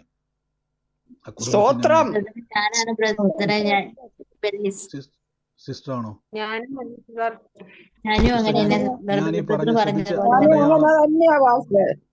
ഒരു മിനിറ്റ് അടയാളം ശ്രദ്ധിക്കുക. ലെഫ്റ്റ് സൈഡിൽ ഞാൻ കാണുന്നത്, എന്നെ കാണിക്കുന്ന ഒരു കാഴ്ച എന്ന് പറഞ്ഞാൽ ലൈറ്റ് ഇരിക്കുന്ന റൈറ്റ് സൈഡിൽ ഈ ഒരു ചെയർ ഇരിപ്പുണ്ട്. അടുത്തൊരു കാര്യം ചോദിക്കണം, ഞാൻ എൻ്റെ അകത്ത് കാണുന്നത് ഏകദേശം ഒരു 7 വയസ്സിനടുത്ത് പ്രായമുള്ള ഒരു മകൻ ആ ഭവനത്തിൻ്റെ അകത്ത് ഓടി നടക്കുന്നതായിട്ട് ഞാൻ കാണുന്നുണ്ട്. ഈ അടയാളം ശ്രദ്ധിച്ചോണം. ആ ഒരു മകൻ എൻ്റെ അകത്തോടെ നടക്കുന്നത് ഞാൻ കാണുന്നുണ്ട്. ഞാൻ ആ വീടിനെ പ്രാർത്ഥിച്ചുകൊണ്ടിരിക്കുന്ന സമയത്ത് തന്നെ ഈ ഒരു കർത്താവ് എന്നെ കാണിച്ചുകൊണ്ടിരിക്കുന്ന ആ ഒരു മുറിയിലേക്ക് കൊച്ചു ഓടിക്കയറുന്നതായിട്ട് ഞാൻ കാണുകയാണ്. ഇന്ന് അങ്ങനെ ഈ ശ്രദ്ധിച്ചോണം, ഞാൻ അതിൻ്റെ അകത്ത് കാണുന്ന ഒരു ഈ പ്ലാസ്റ്റിക്കിൻ്റെ ഈ ടേബിളുള്ള ഒരു വീടാണ്. പ്ലാസ്റ്റിക് തടി കൊണ്ടുള്ളതല്ല, പ്ലാസ്റ്റിക്കിൻ്റെ ഒരു ടേബിളുള്ള വീടാണ്. ശ്രദ്ധിച്ചോണം, ഈ അടയാളം മുഴുവൻ നിങ്ങൾ കേട്ടോ പറയാവുള്ളൂ. ആ ഒരു വ്യക്തിയെ, കുടുംബത്തെ കർത്താവ് സ്പർശിക്കുകയാണ്. യേശുവിൻ്റെ നാമത്തിൽ ഇന്ന് ബ്ലസ് ചെയ്യുന്നു. സ്വീകരിച്ചോണം. കർത്താവിൻ്റെ നാമത്തിൽ നിങ്ങളുടെ കുടുംബത്തിലേക്ക് ആ ദൈവപ്രവൃത്തി ഇന്ന് വെളിപ്പെടുകയാണ്. യേശുവിൻ്റെ നാമത്തിൽ ഞങ്ങളിന്ന് റിലീസ് ചെയ്യുന്നു. കർത്താവ് സകല ബുദ്ധിമുട്ടുകളും കുടുംബം വിട്ട് ഇറങ്ങിപ്പോട്ടെ. ദിവ്യ സമാധാനം കുടുംബത്തിൽ നിറയട്ടെ.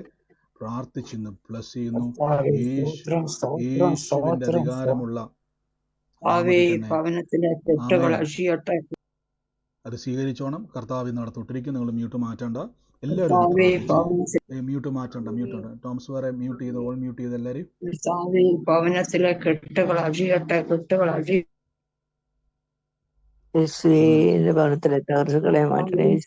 ഞാൻ പറയുന്നത്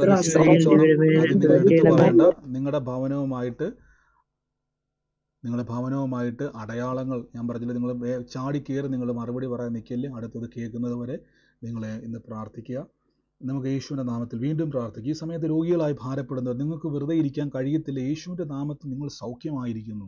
നിങ്ങളുടെ ബോഡിയിലൂടെ പറയണം, യേശു രക്ഷകനാണ്. എന്നെ രോഗത്തിൽ നിന്ന് രക്ഷപ്പെടുത്തുവാൻ യേശു വന്നിരിക്കുന്നു. യേശു എന്നെ കണ്ടിരിക്കുന്നു. എനിക്കൊരു യേശു കർത്താവ് ഉണ്ടെന്ന് പറ. ധൈര്യത്തോടെ പറ. നമ്മൾ രോഗിയാകുന്നത് യേശുവിന് സന്തോഷമില്ലെന്നേ.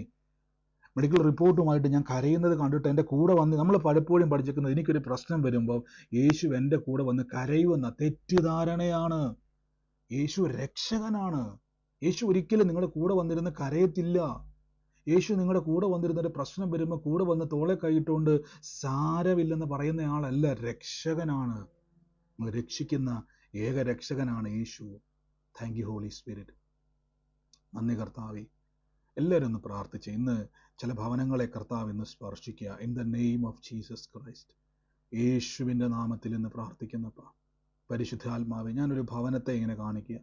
കർത്താവ് എന്നെ കാണിക്കുന്ന ആ ഭവനത്തിൻ്റെ അകത്തോട്ട് ഇന്ന് വരുന്ന സമയത്ത് തന്നെ ഇന്ന് ചില ഭവനങ്ങളെ കർത്താവ് ഇന്ന് സ്പർശിക്കുന്നതോടൊപ്പം ഞാൻ കയറി വരുമ്പോൾ തന്നെ ഞാനൊരു പ്രായമുള്ളൊരു അമ്മച്ചിയുടെ ഫോട്ടോ വെച്ചിരിക്കുന്ന ഒരു വീടാണ് കാണുന്നത്. ആ ഫോട്ടോയിൽ തന്നെ ഇങ്ങനെ കാണുന്നു, മറിയം എന്നാണ് അമ്മച്ചിയുടെ പേര്. ഞാൻ ആ ഫോട്ടോയെ നോക്കുമ്പോൾ എൻ്റെ മനസ്സിലേക്ക് പരിശുദ്ധാത്മാവ് പറയുന്നത്, മറിയത്തിൻ്റെ മരിച്ചുപോയ പഴയ അമ്മച്ചിയുടെ ഒരു ഫോട്ടോ ഇരിക്കുന്ന ഒരു വീടിനെ കർത്താവ് എന്നെ കാണിക്കുന്നു. ആ ഒരു ഭവനത്തിൻ്റെ മേൽ കർത്താവ് എന്നെ വ്യക്തമായി സംസാരിക്കുന്നു. ആ ഭവനവുമായിട്ട് ബന്ധപ്പെട്ട് കർത്താവിൻ്റെ വലിയ പ്രവൃത്തി ഇന്ന് ദൈവം ചെയ്യാൻ വേണ്ടി പോവാണ്. ഇന്ന് യേശുവിൻ്റെ നാമത്തിൽ ആ ഒരു ഫോട്ടോയിൽ എന്നെ കാണിക്കുന്ന മറിയോ എന്നാണ്. ആ ഒരു കുടുംബവുമായിട്ട് ബന്ധപ്പെട്ട്, ആ കുടുംബത്തിലുള്ളതാണ്, എനിക്കറിയത്തില്ല.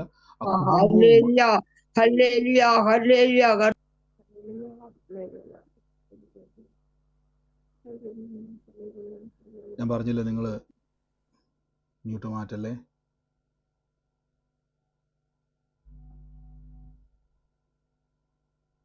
നമുക്ക് ഒരുമിച്ച് ഇന്ന് പ്രാർത്ഥിക്കാം. കർത്താവ്, ഞങ്ങൾ യേശുവിൻ്റെ നാമത്തിൽ ആ ഭവനത്തെ കർത്താവ് സ്പർശിക്കുകയാണ്. ആ ഭവനവുമായിട്ട് ബന്ധപ്പെട്ട് എന്നെ കർത്താവ് കാണിക്കുന്ന സുഭാഷ് എന്ന് പറയുന്ന ഒരു വ്യക്തിയെ ദൈവം ആ ഭവനത്തിലേക്ക് അയക്കും.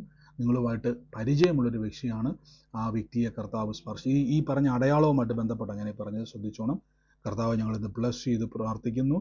ഞാൻ അതോടൊപ്പം തന്നെ എന്നെ ഒരു വീട്ടുപേര് കർത്താവിൻ്റെ പറയുക, പുളിക്കൽ എന്ന് പറയുന്ന, പുളിക്കൽ എന്ന് പേരുള്ള അതുമായിട്ട് ബന്ധപ്പെട്ട ഒരു പേരുള്ള ഒരു വീട്ടുപേര് കർത്താവ് എന്നെ കാണിക്കുന്നു. യേശുവിൻ്റെ നാമത്തിൽ ആ ഭവനത്തെ കർത്താവ് സ്പർശിക്കുന്നു. യേശുവിൻ്റെ നാമത്തിൽ നിന്ന് ബ്ലസ് ചെയ്ത് പ്രാർത്ഥിക്കുന്നപ്പോൾ കർത്താവ് ഞങ്ങളുടെ അത്ഭുതകരമായ പ്രവൃത്തികളെ അങ്ങ് ചെയ്യുന്നതിന് നന്ദി പറയുന്നു. യേശുവിൻ്റെ നാമത്തിൽ തന്നെ ആമേൻ. God bless U. കർത്താവ് നമ്മളെ അനുഗ്രഹിക്കുമാറാകട്ടെ. നമുക്ക് പ്രാർത്ഥനയോടെ തന്നെ മുന്നോട്ട് പോകാം. കർത്താവ് നിങ്ങളെ തൊട്ടിരിക്കുന്നു. ഞാൻ എപ്പോഴും പറയുന്നത് പോലെ തന്നെ നിങ്ങളുടെ ശരീരത്തിൻ്റെ മേൽ രോഗത്താൽ ഭാരപ്പെടുന്നവർ, നിങ്ങൾക്ക് സൗഖ്യമുണ്ട്. ഞാൻ ഉറപ്പിച്ചു, നിങ്ങൾക്ക് സൗഖ്യമുണ്ട്. പലരും ചോദിക്കും, ബ്രദർ എൻ്റെ രോഗം മാറുമോ? നിങ്ങളുടെ രോഗം മാറും എന്നതിന് തെളിവാണ് യേശു ക്രൂശിൽ മരിച്ചത്. യേശു വന്നത് നിങ്ങൾ വിശ്വസിക്കുന്നുണ്ടോ? യേശു മുറിവേട്ടെന്ന് വിശ്വസിക്കുന്നുണ്ടോ? യേശു ഉയർത്തെന്ന് വിശ്വസിക്കുന്നുണ്ടോ? അങ്ങനെയെങ്കിൽ നിങ്ങൾ ഇതും വിശ്വസിച്ചേ പറ്റത്തുള്ളൂ. എൻ്റെ രോഗത്തിൽ നിന്നും എന്നെ രക്ഷിക്കുവാനും സൗഖ്യമാക്കുവാനുമാണ് യേശു വന്നിരിക്കുന്നത്. നമ്മൾ പലപ്പോഴും യേശുവിനെ വിശ്വസിക്കുന്നത് അങ്ങനെയാണ്. കർത്താവ് ഉണ്ട് കേട്ടോ. അല്ല, കർത്താവ് എനിക്ക് വേണ്ടി ചെയ്തു കഴിഞ്ഞു. ആമേൻ. നമുക്ക് ഒരുമിച്ച് ഇന്ന് പ്രാർത്ഥനയോടെ തന്നെ മുന്നോട്ട് പോകാം. കർത്താവ് നിങ്ങളെ അനുഗ്രഹിക്കട്ടെ. ഈ സമയത്ത് ആർക്കെങ്കിലും ഒരു സാക്ഷ്യമോ ഒരേ ആലോചന ഒരാൾ പറഞ്ഞതിന് ശേഷം വീണ്ടും വീണ്ടും നിങ്ങൾ റിപ്പീറ്റ് ചെയ്യേണ്ട, അത് എൻ്റെ കാര്യം, ഒരേ ആലോചന ഒരേപോലെ ചിലപ്പം പല ആൾക്കാർക്ക് വെളിപ്പെട്ടെന്നിരിക്കും. അപ്പോൾ നിങ്ങൾ വീണ്ടും വീണ്ടും എടുത്ത് പറയണമെന്നില്ല. ഒരാൾ പറഞ്ഞതിന് ശേഷം നിങ്ങളത് ഏറ്റെടുത്താൽ മതി. ഈ സമയത്ത് അതിന് ശേഷം ഒരു പ്രാർത്ഥനാ വിഷയം പറയരുത്. ഞാൻ എപ്പോഴും പറയുന്നതാണ്, പ്രാർത്ഥനാ വിഷയങ്ങൾ വാട്സാപ്പിലേക്ക് അയക്കുക. അതാണ് നമ്മൾ പ്രാർത്ഥിക്കുന്നത്. ഈ സമയം സാക്ഷ്യങ്ങളോ ദൈവിക ആലോചനകൾ ഇടപെട്ടവരോ ഒരു പ്രവചന ആലോചന ഇടപെട്ടവരോ സാക്ഷ്യങ്ങളുള്ളവരോ പറയാനുള്ള സമയമാണ്. കഴിഞ്ഞ ദിവസമൊക്കെ ഒത്തിരി ആൾക്കാർ പറഞ്ഞു 1 മാസമോ 2 മാസമോളം സാക്ഷ്യം പറയാൻ വേണ്ടി ഒരു വെയിറ്റ് ചെയ്തു, അവസരം കിട്ടാതെ. അതുകൊണ്ട് ദൈവത്തെ ഓർത്ത് നിങ്ങൾ എന്ത് ചെയ്യുക, നമുക്ക് നമ്മുടെ ദൈവം ചെയ്യുന്ന പ്രവൃത്തികളെ വർണ്ണിക്കണം നമ്മൾ. അപ്പോൾ അതിനുള്ള അവസരം നിങ്ങൾ എന്ത് ചെയ്യരുത്, പാഴാക്കരുത്. ഈ സമയത്ത് ആർക്കെങ്കിലും ഒരു സാക്ഷ്യം പറയാനുണ്ടെങ്കിൽ പറയാനുള്ള സമയമാണ്. ഉള്ളവരാരെങ്കിലും ഉണ്ടെങ്കിൽ പറഞ്ഞാട്ടെ. ഒരു മിനിറ്റ് എല്ലാവരും പ്രത്യേക ശ്രദ്ധയ്ക്ക്, എല്ലാവരുടെ പ്രത്യേക ശ്രദ്ധയ്ക്ക്. ഹലോ എല്ലാവരുടെ പ്രത്യേക ശ്രദ്ധയ്ക്ക്. ദയവ് ചെയ്ത് സാക്ഷ്യം പറയുന്നവർ ആരെങ്കിലും ഒരാൾ തുടങ്ങിക്കഴിഞ്ഞാൽ മറ്റുള്ളവർ ആവേശം മൂത്ത് ദയവ് ചെയ്ത് ഇടയിൽ കയറി പറയരുത്. പറഞ്ഞു കഴിഞ്ഞാൽ നമ്മളിവിടെ എല്ലാവരും മ്യൂട്ട് ചെയ്യേണ്ടതായിട്ട് വരും. പിന്നെ നമ്മളുടെ സമയം നഷ്ടപ്പെട്ടു പോകും, അവസരവും പോകും.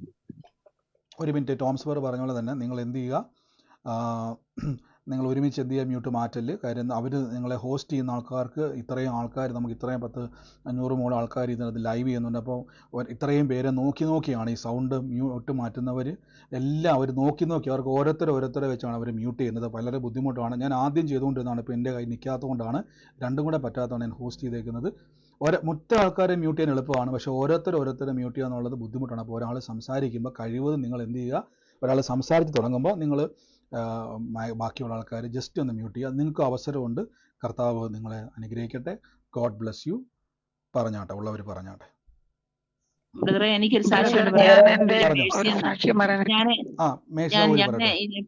2-3 മാസമായി ഞാനിങ്ങനെ വീണ് എന്റെ കൈക്ക് നല്ലൊരു നീരുണ്ടായിരുന്നു. അപ്പൊ ഞാൻ ഇങ്ങനെ ഡ്യൂട്ടിക്ക് വന്ന വഴി ആ നീര് എന്റെ കയ്യിൽ ഇങ്ങനെ ഇരിക്കെ ചെയ്തതിനെ ഞാൻ ആ കയ്യെ തൊട്ടുകൊണ്ട് പ്രാർത്ഥിച്ചു, കർത്താവേ, ഞാൻ എന്റെ കർത്താവിന്റെ മകളാ, ഞാൻ എന്തിനീ 3-4 മാസമായിട്ട് ഈ വേദന ഈ നീരുമായിട്ട് ഇങ്ങനെ സഹിച്ചു പോകുന്നു, എനിക്ക് അടിപ്പിണരാൽ സൗഖ്യം തരണേന്ന് ഇങ്ങനെ വന്ന വഴിയിലെല്ലാം ഈ കൈവച്ച് പ്രാർത്ഥിച്ചുകൊണ്ടിരുന്നു. ഞാൻ വീട്ടിൽ വന്നപ്പോഴത്തേനെ എനിക്ക് ഒരു ചെറിയ വേദനയുള്ളൂ, പക്ഷെ ആ നീരെല്ലാം പരിപൂർണമായിട്ട് മാറി. എന്റെ യേശുവിന് എനിക്ക് സൗഖ്യം തന്നു. എനിക്ക് മറ്റേ ഒന്നും എടുക്കത്തില്ല. ഒരു മിനിറ്റ് സിസ്റ്റർ, ഒരു സെക്കൻഡ് സിസ്റ്ററെ, ഒന്നും കൂടെ ഒന്ന് ജസ്റ്റ് അവസാനം പറഞ്ഞ സിസ്റ്ററെ. ബ്രദറെ, എനിക്ക് ആ കൈ കൊണ്ട് എടുക്കത്തില്ലായിരുന്നു. ഞാനിങ്ങനെ വന്ന വഴിയിലെല്ലാം ഡ്യൂട്ടിക്ക് പോയിട്ട് വന്ന വഴി ഇപ്പൊ കിട്ടിയ ഒരു ജോലിയാ, വന്ന വഴിയിലെല്ലാം കൈവച്ച് പ്രാർത്ഥിച്ചുകൊണ്ടിരുന്നു, എന്റെ യേശുപ്പച്ചാ, ഞാൻ അങ്ങയുടെ മകളാ, എനിക്കും സൗഖ്യത്തിന് അധികാരമുണ്ട്. ഞാനിങ്ങനെ പ്രാർത്ഥിച്ചുകൊണ്ട് വന്നു. പക്ഷെ ആ നീര് പരിപൂർണമായിട്ട് മാറി. ഒരു കുഞ്ഞു വേദനയുള്ളൂ, നല്ല വേദനയായിരുന്നു. അതും എന്റെ യേശുപ്പച്ചൻ പരിപൂർണമായിട്ട് ഈ രാത്രിയിൽ മാറ്റിത്തരും.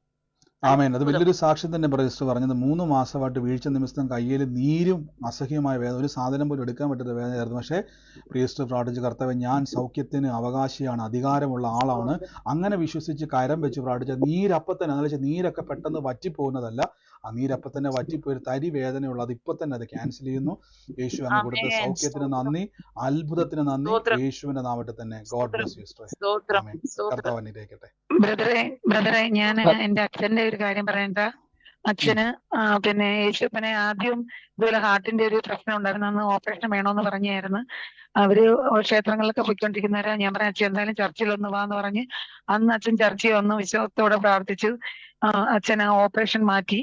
ഓപ്പറേഷൻ വേണ്ടെന്ന് ഡോക്ടർ പറഞ്ഞ് അത് കഴിഞ്ഞ് വീണ്ടും ഇവര് അമ്പലങ്ങളിൽ പോയി തുടങ്ങി.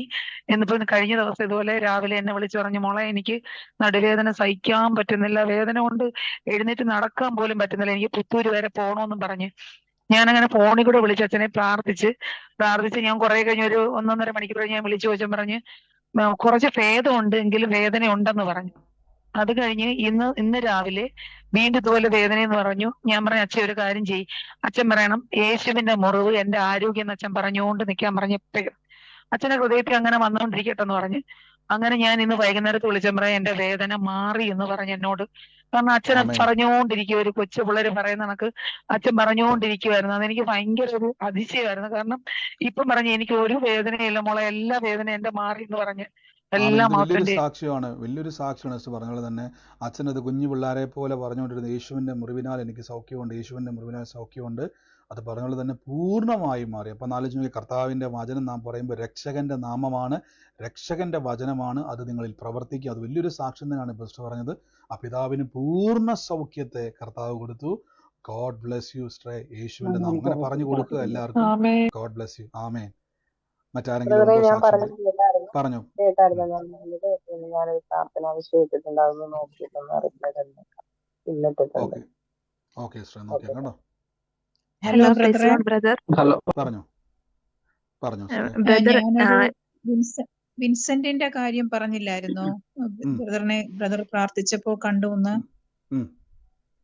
വിൻസെന്റ് ഇന്നലെ ബാത്റൂമിൽ സ്ലിപ്പായി വീണിട്ട് റിബ് ഫ്രാക്ചർ ആയിട്ട് ഇരിക്കുവായിരുന്നു. അപ്പം ഇന്ന് ഡോക്ടറെ കാണാൻ പോയപ്പോ ചെസ്റ്റിൽ ഒരു ഗ്രോത്ത് ഉണ്ടെന്ന് പറഞ്ഞു. അപ്പൊ അതുകൊണ്ട് വളരെ ടെൻഷൻ ആയിട്ടിരിക്കുക. എന്റെ കൂട്ടുകാരിയുടെ ബ്രദറാണ്. എനിക്ക് അവള് പറഞ്ഞുള്ള അറിവേ ഉള്ളൂ. അപ്പൊ ഞാൻ ഈ വചനമെല്ലാം പറഞ്ഞു കൊടുത്തു പ്രാർത്ഥിക്കാൻ പറഞ്ഞിരിക്കുവാണ്. സിസ്റ്റർ, ഇന്ന് മറ്റേ സഹോദരി കുറച്ചു മുമ്പ് പറഞ്ഞ സഹോദരി പറഞ്ഞ പോലെ തന്നെ അച്ഛൻ പറഞ്ഞല്ലോ, യേശുവിൻ്റെ മുറിവിനാൽ എനിക്ക് ആ സൗഖ്യം വന്നിരിക്കുന്നു. അവരോട് പറയണം, ആ വചനം പറഞ്ഞുകൊണ്ടിരിക്കണം. യേശുവിൻ്റെ മുറിവിനാൽ ഓപ്പറേഷനോ ഒന്നും കൂടാതെ ഞാൻ അത്ഭുതം കാണുമെന്ന് ആ മകനെ കൊണ്ട്, വിൽസെന്റിനെ കൊണ്ട് പറയിപ്പിക്കാൻ പറയണം. ഉറപ്പായിട്ടും പറയണം. എന്നിട്ട് സാക്ഷ്യമായി ആ മകൻ തീരും കേട്ടോ. അങ്ങനെ തന്നെ ഇന്ന് തന്നെ വിളിച്ചു പറയാം കേട്ടോ. അങ്ങനെ തന്നെ പറഞ്ഞാൽ മതി എന്ന് പറയാം എപ്പോഴും. God bless you sister. കർത്താവ് അനുഗ്രഹിക്കട്ടെ. ആമേൻ. Hello praise Lord brother. പറഞ്ഞു. ബ്രദർ, ഞാൻ ഒരു RN എക്സാമിന്റെ കാര്യത്തിനായിട്ട് പ്രാർത്ഥിക്കാൻ പറഞ്ഞിട്ടുണ്ടായിരുന്നു. അപ്പം ബ്രദറിന് ഓർമ്മയുണ്ടാവും, ഒരു 2 വീക്സ് ബിഫോർ ആണ് ബ്രദർ ഇങ്ങനെ യോഹന്നാൻ ലാസ്റ്റിൽ ഉള്ള ആളെ ദൈവം ഇങ്ങനെ സന്ദർശിക്കുന്നു, ആ വീട്ടിൽ നിന്നയെ മാറ്റുന്നു എന്നൊക്കെ പറഞ്ഞു. അപ്പൊ ഞാൻ അന്ന് ബ്രദറിന്റെ പ്രേയറിന് കയറിയിട്ടുണ്ടായിരുന്നു. അപ്പൊ ഞാൻ ഇങ്ങനെ പറഞ്ഞു, അത് ഞാൻ അപ്പം ബ്രദർ എനിക്ക് വേണ്ടി പ്രാർത്ഥിച്ചു. അന്ന് ഞാൻ RN എക്സാമിന്റെ കാര്യം പറഞ്ഞിട്ടുണ്ടായിരുന്നു. ഞാൻ ഫസ്റ്റ് ടൈം ഫെയിലായി, സെക്കൻഡ് ടൈം ഞാൻ അറ്റൻഡ് ചെയ്യാനായിട്ട് പോവാ. അത് ഇന്നലെ ആയിരുന്നു എക്സാം. അപ്പം എക്സാം കുറച്ച് ടഫായിരുന്നു. സെക്കൻഡ് ടൈം എനിക്ക് ടഫായിട്ട് ഞാൻ ഒത്തിരി പ്രാർത്ഥിച്ചാണ് പോയത്. എല്ലാം ഏറ്റു പറഞ്ഞ് I can do all the things through Christ who strengthen me, ആ വചനം ഇങ്ങനെ പറഞ്ഞുകൊണ്ട് തന്നെയാണ് എക്സാം ഫുള്ള്. ഞാൻ 85 ക്വസ്റ്റ്യൻ ഉണ്ടായിരുന്നു. ആ കമ്പ്യൂട്ടറിന് ഫ്രണ്ട് ഇരുന്നപ്പോഴെല്ലാം ഞാൻ ഓരോ ക്വസ്റ്റ്യൻ തീരുമ്പോഴും കഴിയുമ്പോഴും ഞാൻ ഇങ്ങനെ പറഞ്ഞുകൊണ്ടിരുന്നു. അങ്ങനെ ടെൻഷനോ, ഫസ്റ്റ് ടൈം പോയത് പോലെ അല്ല. ഞാൻ സെക്കൻഡ് ടൈം നല്ല കൂളായിട്ടാണ് പോയത്. ബ്രേക്ക് ടൈമിൽ ബ്രേക്ക് എടുത്തു. അതിന് ശേഷം 85 ഷട്ട് ഡൗൺ ആയി. ഫസ്റ്റ് ടൈമിൽ 85 ഷട്ട് ഡൗൺ ആയിട്ട് ഞാൻ ഫെയിലായി. അപ്പം പിന്നെ 85 ക്വസ്റ്റ്യൻ വന്ന് ഷട്ട് ഡൗൺ ആയപ്പം പിന്നെ എനിക്ക് മനസ്സിലിങ്ങനെ, പക്ഷെ എനിക്ക് ദൈവം തരും എന്നുള്ളൊരു വിശ്വാസം ഉണ്ടായിരുന്നു. പിന്നെ ബ്രദർ പറയുന്ന ഓരോ വചനങ്ങളും ഇങ്ങനെ, നിന്നാൽ ഞാൻ പടക്കൂട്ടത്തിന് നേരെ പാഞ്ഞു ചെല്ലും, എൻ്റെ ദൈവത്തെ ഞാൻ മതിച്ച്, ഇതെല്ലാം ഞാൻ എപ്പോഴും പറഞ്ഞുകൊണ്ട് ഇങ്ങനെ നടന്ന്. ഇപ്പം കുറച്ച് മുന്നേ കൂടെ ഞാൻ മമ്മിയോട് ഇങ്ങനെ പറഞ്ഞു, ഇത് കിട്ടുവാണെങ്കിൽ പ്രേയറിന് പറയണം, ബ്രദർ എറണാകുളത്ത് പ്രേയർ വെക്കുന്നുണ്ടെന്ന് പറയുന്നുണ്ട്, അപ്പൊ എനിക്ക് അവിടെ പോയി സാക്ഷ്യം പറയാൻ പറ്റുവാണെങ്കിൽ പറയണം എന്നൊക്കെ ചിന്തിച്ചിങ്ങനെ പറഞ്ഞു. ഞങ്ങൾ ഇന്നലെ ട്രെയിനിൽ തിരിച്ചു വരുമ്പോൾ ബ്രദർ ഇന്നലെ അത് ഞാൻ യൂട്യൂബിൽ കേട്ടതാണ്, കുറച്ച് കേട്ടു. അത് റേഞ്ച് ഇല്ലാഞ്ഞോണ്ട് വിശ്വാസത്തില് നമ്മള് വാഗൊണ്ട് പറയാൻ മാത്രമല്ല അത് പ്രവൃത്തിയിലും കൊണ്ടുവരണം. അപ്പം എനിക്ക് എപ്പോഴും ഞാൻ ഇമാജിൻ ചെയ്യാൻ തുടങ്ങി, ഇവരുടെ മെയില് വരുമ്പം U have successfully passed NCLEX RN exam, ആ ഇത് ഇമാജിൻ ചെയ്യാൻ തുടങ്ങി മനസ്സിലെപ്പോഴും എനിക്ക് അങ്ങനെ മെയിൽ വരുന്നതായിട്ട്. അപ്പൊ ഞാൻ ഇത് പറഞ്ഞിട്ട് കുറച്ച് മുന്നേ വന്നിട്ട് ഞാൻ എൻ്റെ ഫോൺ എടുത്ത് ടൈം നോക്കാൻ, ബ്രദറിന് പ്രേയറിന് കയറാനായിട്ടായിരുന്നു, ടൈം നോക്കാൻ നേരത്തെ എനിക്ക് മെയിൽ വന്നേക്കുന്നു, you have successfully passed NCLEX RN exam എന്ന് പറഞ്ഞിട്ട് കാനഡയുടെ നഴ്സിംഗ് ബോർഡിൽ നിന്നുള്ളൊരു മെയിൽ. അപ്പം അതിന്റെ ഒരു എക്സൈറ്റ്മെന്റ് എനിക്ക് ഇപ്പോഴും ഉണ്ട്, ഞാൻ പാസ്സായി എന്നുള്ളത്. പക്ഷെ ദൈവം തന്നതാണ്. പ്രാർത്ഥിച്ച എല്ലാവർക്കും നന്ദി, ബ്രദറിനും നന്ദി. തുടക്കത്തിൽ പറഞ്ഞ ദൈവാത്മാവ് എങ്ങനെയായിരുന്നു ആലോചന വെളിപ്പെട്ടത്? പേരായിരുന്നു എന്താ പറഞ്ഞത്? കേട്ടില്ല ഞാൻ ആദ്യത്തത്. സിസ്റ്റർ ഇപ്പൊ സിസ്റ്റർ പറഞ്ഞ സിസ്റ്റർ ഒന്ന് മ്യൂട്ട് മാറ്റിക്ക്. പേരിന്റെ അവസാനം യോഹന്നാൻ എന്നുള്ള ആളെ ദൈവം സന്ദർശിക്കുന്നു, ആ ഭവനത്തിന് നിന്നെ ദൈവം മാറ്റുന്നു. ഞാൻ ഒത്തിരി 3 വർഷമായിട്ട് ഞാൻ OET ഇതൊക്കെ ഒത്തിരി ട്രൈ ചെയ്തു. പക്ഷെ ഞാൻ ലാസ്റ്റില് കഴിഞ്ഞ ഒക്ടോബറിൽ എനിക്ക് അതും ഒരു മിറക്കിളാണ്. എനിക്കിങ്ങനെ ഒരു ഇന്റർവ്യൂ വരുന്നു, എനിക്ക് ജോബ് ഓഫർ കിട്ടി. ഒരു മിനിറ്റ് സിസ്റ്റർ, എനിക്ക് ആ ബാക്കി ഞാൻ കേട്ടാ സിസ്റ്ററെ. അപ്പം ഞാൻ സിസ്റ്റർ പറഞ്ഞ പോലെ തന്നെ ഞാൻ പറഞ്ഞില്ല, പലപ്പോഴും ദൈവിക ആലോചനകൾ, പ്രവചന ആലോചനയൊക്കെ നിങ്ങൾ ഏറ്റെടുത്തോണം. സിസ്റ്റർ പറഞ്ഞ പോലെ തന്നെ പലതവണ ട്രൈ ചെയ്തിട്ടും പരാജയപ്പെട്ടു പോയത്. പക്ഷെ ഒരു ദിവസം കർത്താവ് അവസാനം യോഹന്നാൻ എന്ന പേരിൻ്റെ അവസാനം വരുന്ന ഒരു വ്യക്തിയെ കർത്താവ് സ്പർശിക്കുന്നു. നിന്നയെ ദൈവം മാറ്റാൻ പോവാന്ന് പറഞ്ഞു. സിസ്റ്റർ പറഞ്ഞ പോലെ തന്നെ പലപ്പോഴും പരാജയപ്പെട്ട് നിന്നയായി തീർന്നതാണ്. പക്ഷെ ആ എക്സാമിൽ സിസ്റ്റർ എന്ത് ചെയ്തു? ആ പ്രവചന ആലോചനയിൽ ഏറ്റെടുത്ത് വിശ്വസിച്ചു, വചനം പറയാൻ തുടങ്ങി. എന്നെ ശക്തനാക്കുന്ന യേശു മുഖാന്തരം എപ്പോഴും, അതാ ഞാൻ പറഞ്ഞത്, വചനത്തിൻ്റെ ശക്തി, രക്ഷകന്റെ ശക്തിയാണ്. സിസ്റ്റർ പറഞ്ഞുകൊണ്ടിരുന്നു. ആ പറഞ്ഞതുപോലെ ഓരോ ക്വസ്റ്റ്യൻ വരുമ്പോഴും പാനിക്കാകുന്ന ടൈംസ് എല്ലാം പറഞ്ഞുകൊണ്ടിരുന്നു. നിങ്ങൾ കേട്ടതുപോലെ തന്നെ. എന്നിട്ട് എന്ത് ചെയ്തു? ഇന്നലെ കഴിഞ്ഞ ദിവസം വചനം പോലെ വിശ്വാസാൽ ഇമാജിനേഷൻ പ്രവൃത്തിയിലേക്ക് കൊണ്ടുവന്നു. ഞാൻ സക്സസ്ഫുൾ ആകുമെന്നുള്ള മെസ്സേജ് കാണും, മെയിൽ കാണും എന്ന് ഇമാജിൻ ചെയ്യാൻ തുടങ്ങി. വിശ്വാസ കണ്ണുകൊണ്ട് കാണാൻ തുടങ്ങി. ഫെയിൽ ആവുന്നല്ല, സക്സസ്ഫുൾ എന്നുള്ള മെസ്സേജ് കാണുമെന്നുള്ള ഉറപ്പിൽ നിന്നു. അപ്പോൾ ആലോചിക്കുക, കർത്താവിൻ്റെ ഒരു ആലോചന കിട്ടി, പ്രവചനാലോചന കിട്ടി. 2 വചനം എടുത്ത് ഉപയോഗിച്ചു. 3 വിശ്വാസത്താൽ എന്ത് ചെയ്തു? ആ വിശ്വാസത്താൽ റിസൾട്ട് അനുകൂലമാകുന്നത് കാണാൻ തുടങ്ങി. ഇത് 3ഉം ചേർന്നപ്പോൾ എന്ത് സംഭവിച്ചു? ഇന്ന് സിസ്റ്റർ വലിയൊരു സാക്ഷ്യമായിട്ട് മാറി. കർത്താവ് അനുഗ്രഹിക്കട്ടെ സിസ്റ്ററെ. കാനഡയിലേക്കുള്ള വാതിൽ തുറക്കട്ടെ. അവിടെയും ചെന്നിട്ട് ഞാൻ പറഞ്ഞു, നമ്മുടെ ഓരോ രാജ്യത്തും ഈ പ്രാർത്ഥന കൂടുന്നവർ, നിങ്ങളോട് ഞാൻ പറഞ്ഞു, നിങ്ങൾ ഓരോ രാജ്യത്തും പ്രാർത്ഥിക്കുക. നമ്മൾ ഇതേപോലെയുള്ള കൂട്ടായ്മകൾ അവിടെ ആയിരിക്കാൻ. ഞാൻ പറഞ്ഞല്ലോ, നമ്മൾ ഈ ദിവസങ്ങളിൽ കർത്താവിൻ്റെ വചനം വിശ്വസിക്കുന്ന പോലെ ലോകത്തിൻ്റെ അറ്റത്തോളം പോയി സാക്ഷിയാകാൻ വേണ്ടി നിങ്ങൾ ഏത് രാജ്യത്ത് പോയാലും നിങ്ങൾ അവിടെ സാക്ഷിയാകണം. അവിടെ അനേകരെ യേശുവിലേക്ക് കൊണ്ടുവരുവാൻ നിങ്ങളെല്ലാവരും ദൈവം അയക്കുന്നതാണ്. ഗോഡ് ബ്ലെസ് യു സിസ്റ്ററെ. കർത്താവ് അനുഗ്രഹിക്കട്ടെ. ഇനിയും വചനത്താലും പ്രാർത്ഥനയാലും ബലപ്പെടട്ടെ. ക്രിസ്തു യേശുവിൻ്റെ നാമത്തിൽ തന്നെ. ആമേൻ. മറ്റാരെങ്കിലും ഉണ്ടോ? ഹലോ, പ്രൈസ് ലോർഡ് ബ്രദറെ. ഹലോ. പ്രൈസ് ലോർഡ് ബ്രദറെ. ബ്രദറെ, എനിക്കൊരു സാക്ഷ്യം പറയാനുണ്ട് ബ്രദറെ. പറഞ്ഞു. കഴിഞ്ഞ മാസത്തില് അനിയത്തിക്ക് എളുപ്പുന്നൊരു വയറ്റിനകത്ത് വേദന, ഛർദിലും വന്നതാണ് ബ്രദറെ. പെട്ടെന്നായിരുന്നു, ഒരു കുഴപ്പവും ഒന്നുമില്ലായിരുന്നു. നോർമലായിട്ടിരുന്നൊരു വ്യക്തിയായിരുന്നു. പക്ഷെ പെട്ടെന്ന് രാത്രിയിൽ ഉണ്ടായ ഒരു സംഭവമാണ്.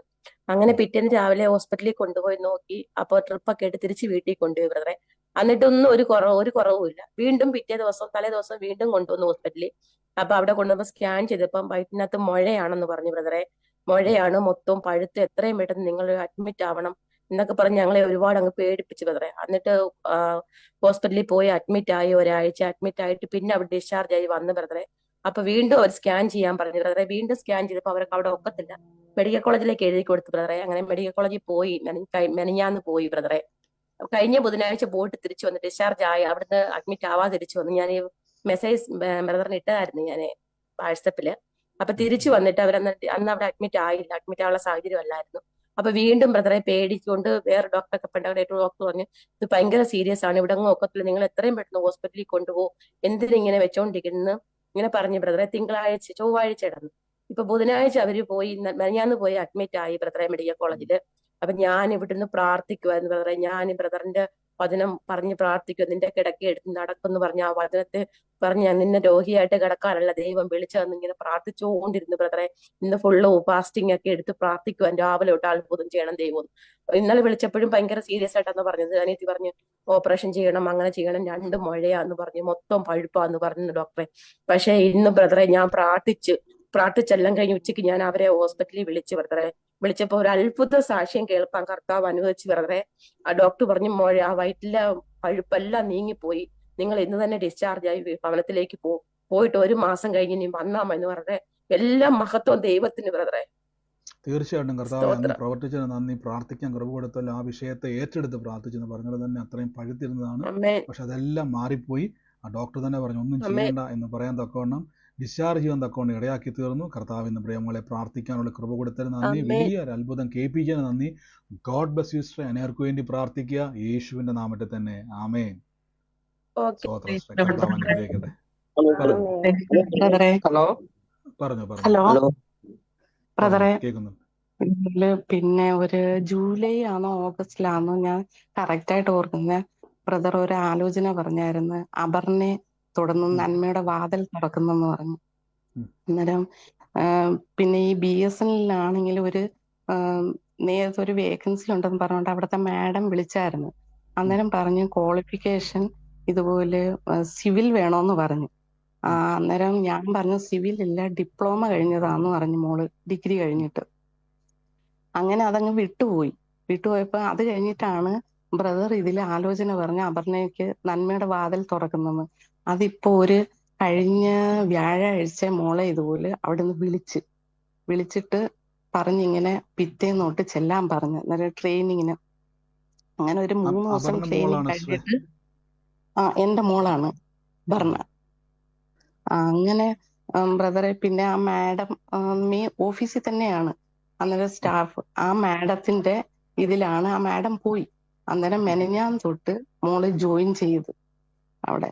ദൈവത്തിന് ആമേൻ നന്ദി, ആമേൻ. എത്ര അത് വലിയൊരു നന്ദി അത്ഭുതമാണ് പറഞ്ഞാലും സിസ്റ്റർ തീരത്തില്ല. പറഞ്ഞത്. കർത്താവ് ഇടപെട്ടതുപോലെ ഒരു പ്രവചനാലോചനയായിരുന്നു. എന്നോടന്ന് പറഞ്ഞിട്ടുണ്ടായിരുന്നു മോളുടെ പേര് അപർണ എന്ന് വല്ലതും പറഞ്ഞിട്ടുണ്ടായിരുന്നു. ഒന്നും പറഞ്ഞിട്ടില്ല. ഒന്നും വലിയൊരു അത്ഭുതമാണ്. സുഖേണ്ടി പ്രാർത്ഥിച്ചപ്പോൾ ദൈവാത്മ പറഞ്ഞു അപർണയ്ക്ക് വേണ്ടി ദൈവം വഴി തുറക്കാൻ പോവാന്ന് പറഞ്ഞു. അപ്പോൾ അവർ പറഞ്ഞു കഴിഞ്ഞ ദിവസം ചെന്നപ്പോൾ അത് അടയ്ക്കാൻ ഇടയായി തീർന്നു. പക്ഷെ അത് കറങ്ങിത്തിരിഞ്ഞ് അവർക്ക് തന്നെ ആ വഴി വരാൻ ഇടയായി തീർന്നു. അപ്പോൾ കർത്താവ് ആലോചനയിൽ വിശ്വസ്തൻ. ദൈവം തുറന്ന വഴിക്ക് നന്ദി സിസ്റ്ററെ. പ്രാർത്ഥിക്കുക, വചനത്തിലും പ്രാർത്ഥനയിലും. പറഞ്ഞു. വേറെ ഒരു സാക്ഷ്യമുണ്ട് ബ്രദറെ. ഇന്ന് രാവിലെ ഇതുപോലെ എനിക്ക് ഭയങ്കര തലകറക്കം. ഞാൻ ജോലി ചെയ്തുകൊണ്ടിരിക്കുവായിരുന്നു. അങ്ങനെ ഭയങ്കര തലകറക്കം വന്ന് ഞാനങ്ങ് കിടന്ന് ഒത്തിരി നേരമായിട്ട് ഞാൻ പക്ഷെ പ്രാർത്ഥിച്ചുകൊണ്ടിരിക്കുക. യേശുവിന്റെ തിരുമുറിവിനാൽ എനിക്ക് സൗഖ്യമുണ്ട്, എനിക്ക് ആരോഗ്യമുണ്ട്, അത്ഭുതമുണ്ടെന്ന് പറഞ്ഞുകൊണ്ട് എന്നാലും അങ്ങ് കണ്ണു തുറക്കാൻ വയ്യാത്ത തലകറക്കമായിരുന്നു. അങ്ങനെ പിന്നെ വോമിറ്റും ചെയ്ത് കുറെ ഒരു ഉച്ചയായപ്പോഴത്തേക്കിന് ഞാൻ എന്നാലും ഈ പ്രാർത്ഥന ചൊല്ലിക്കൊണ്ട് കണ്ണടച്ച് ചൊല്ലിക്കൊണ്ട് തന്നെ ഇരുന്നു. അങ്ങനെ ഒരു അത്ഭുതം നടന്ന് എനിക്ക് സൗഖ്യമുണ്ട്. എന്നാലും ഞാൻ ഇപ്പൊ കിടന്നാണ് ഈ സാക്ഷ്യം എല്ലാം പറയുന്നത്. അത്രയ്ക്കും വയ്യായിരുന്നു. ഇത്തിരി കൂടെ ഇങ്ങനെ തലകറക്കം വരുക. അങ്ങനെ അതിനൊന്ന് പ്രാർത്ഥിക്കണേ ബ്രദറെ. തീർച്ചയായിട്ടും കർത്താവ് അങ്ങ് സൗഖ്യമാക്കിയത് നന്ദി. അതിലുപരി ആ പ്രവചന ആലോചന നിവർത്തിക്കുവാൻ കർത്താവ് ഇടയാക്കിയല്ലോ. കർത്താവ് ഇന്ന് ബ്ലസ് ചെയ്ത് പ്രാർത്ഥിക്കുന്നു. അങ്ങ് തുറക്കുന്ന വഴികൾക്കായി സ്തുതി. പൂർണ്ണ വിടുതൽ കൽപ്പിക്കുന്നു യേശുവിന്റെ നാമത്തിൽ തന്നെ. God bless you sister. ആ വേദന പൂർണ്ണമായിട്ട് മാറിയിരിക്കുന്നു കേട്ടോ. God bless. ബ്രദർ പറഞ്ഞു. ഹലോ. എനിക്കൊരു ആലോചന പറഞ്ഞിരുന്നു. പുളിക്കൻ വീട്ടും പേരുള്ളതേ. അപ്പൊ ഞാൻ ഈ സൂം തുടങ്ങുന്നതിന് മുമ്പായിട്ട് കിടക്കുകയായിരുന്നു. എനിക്ക് നെഞ്ചുവേദന ചെറുതായിട്ടുണ്ടായിരുന്നു. അപ്പൊ ഉറക്കത്തിലേക്ക് പെട്ടിരിക്കുകയായിരുന്നു. അത് കഴിഞ്ഞ് ഞാൻ അപ്പം തന്നെ എഴുന്നേറ്റ്. ഭാര്യ പറഞ്ഞു എഴുന്നേൽക്കാനൊന്നും പറഞ്ഞില്ല. എങ്കിലും ഞാൻ എഴുന്നേറ്റ് ഉടനെ സൂമിൽ ബ്രദറിന്റെ വചനം കേൾക്കണം എന്നുള്ള പ്രതീക്ഷയോട് എഴുന്നേറ്റിരുന്നു. അപ്പോഴാണ് ഇങ്ങനെ ബ്രദർ ആലോചന പറഞ്ഞത് പുളിക്കൻ വീട്ടുപേരുള്ള കുടുംബം. അപ്പൊ അത് എന്റെയാണ് മാത്യു പുളിക്കൻ എന്നാണ്. അപ്പൊ എനിക്ക് എന്റെ മകളുടെ വിവാഹത്തിന് വേണ്ടിയിട്ടുള്ള വളരെയധികം സാമ്പത്തിക ബുദ്ധിമുട്ട് അനുഭവിക്കുന്നുണ്ട്. പിന്നെ കൂടാതെ പ്രോപ്പർട്ടി സെയിലാക്കാൻ വേണ്ടി പ്രാർത്ഥിക്കുന്നുണ്ട്.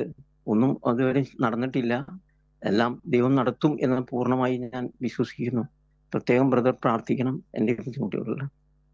തീർച്ചയായിട്ടും അത് ഏറ്റെടുത്തോണം. കർത്താവ് ഈ ദിവസം ഇന്ന് കേട്ടതുപോലെ പ്രവചന ആലോചന ഏറ്റെടുക്കുക. കർത്താവ് അത്ഭുതകരമായി തന്നെ നടത്തും കേട്ടോ.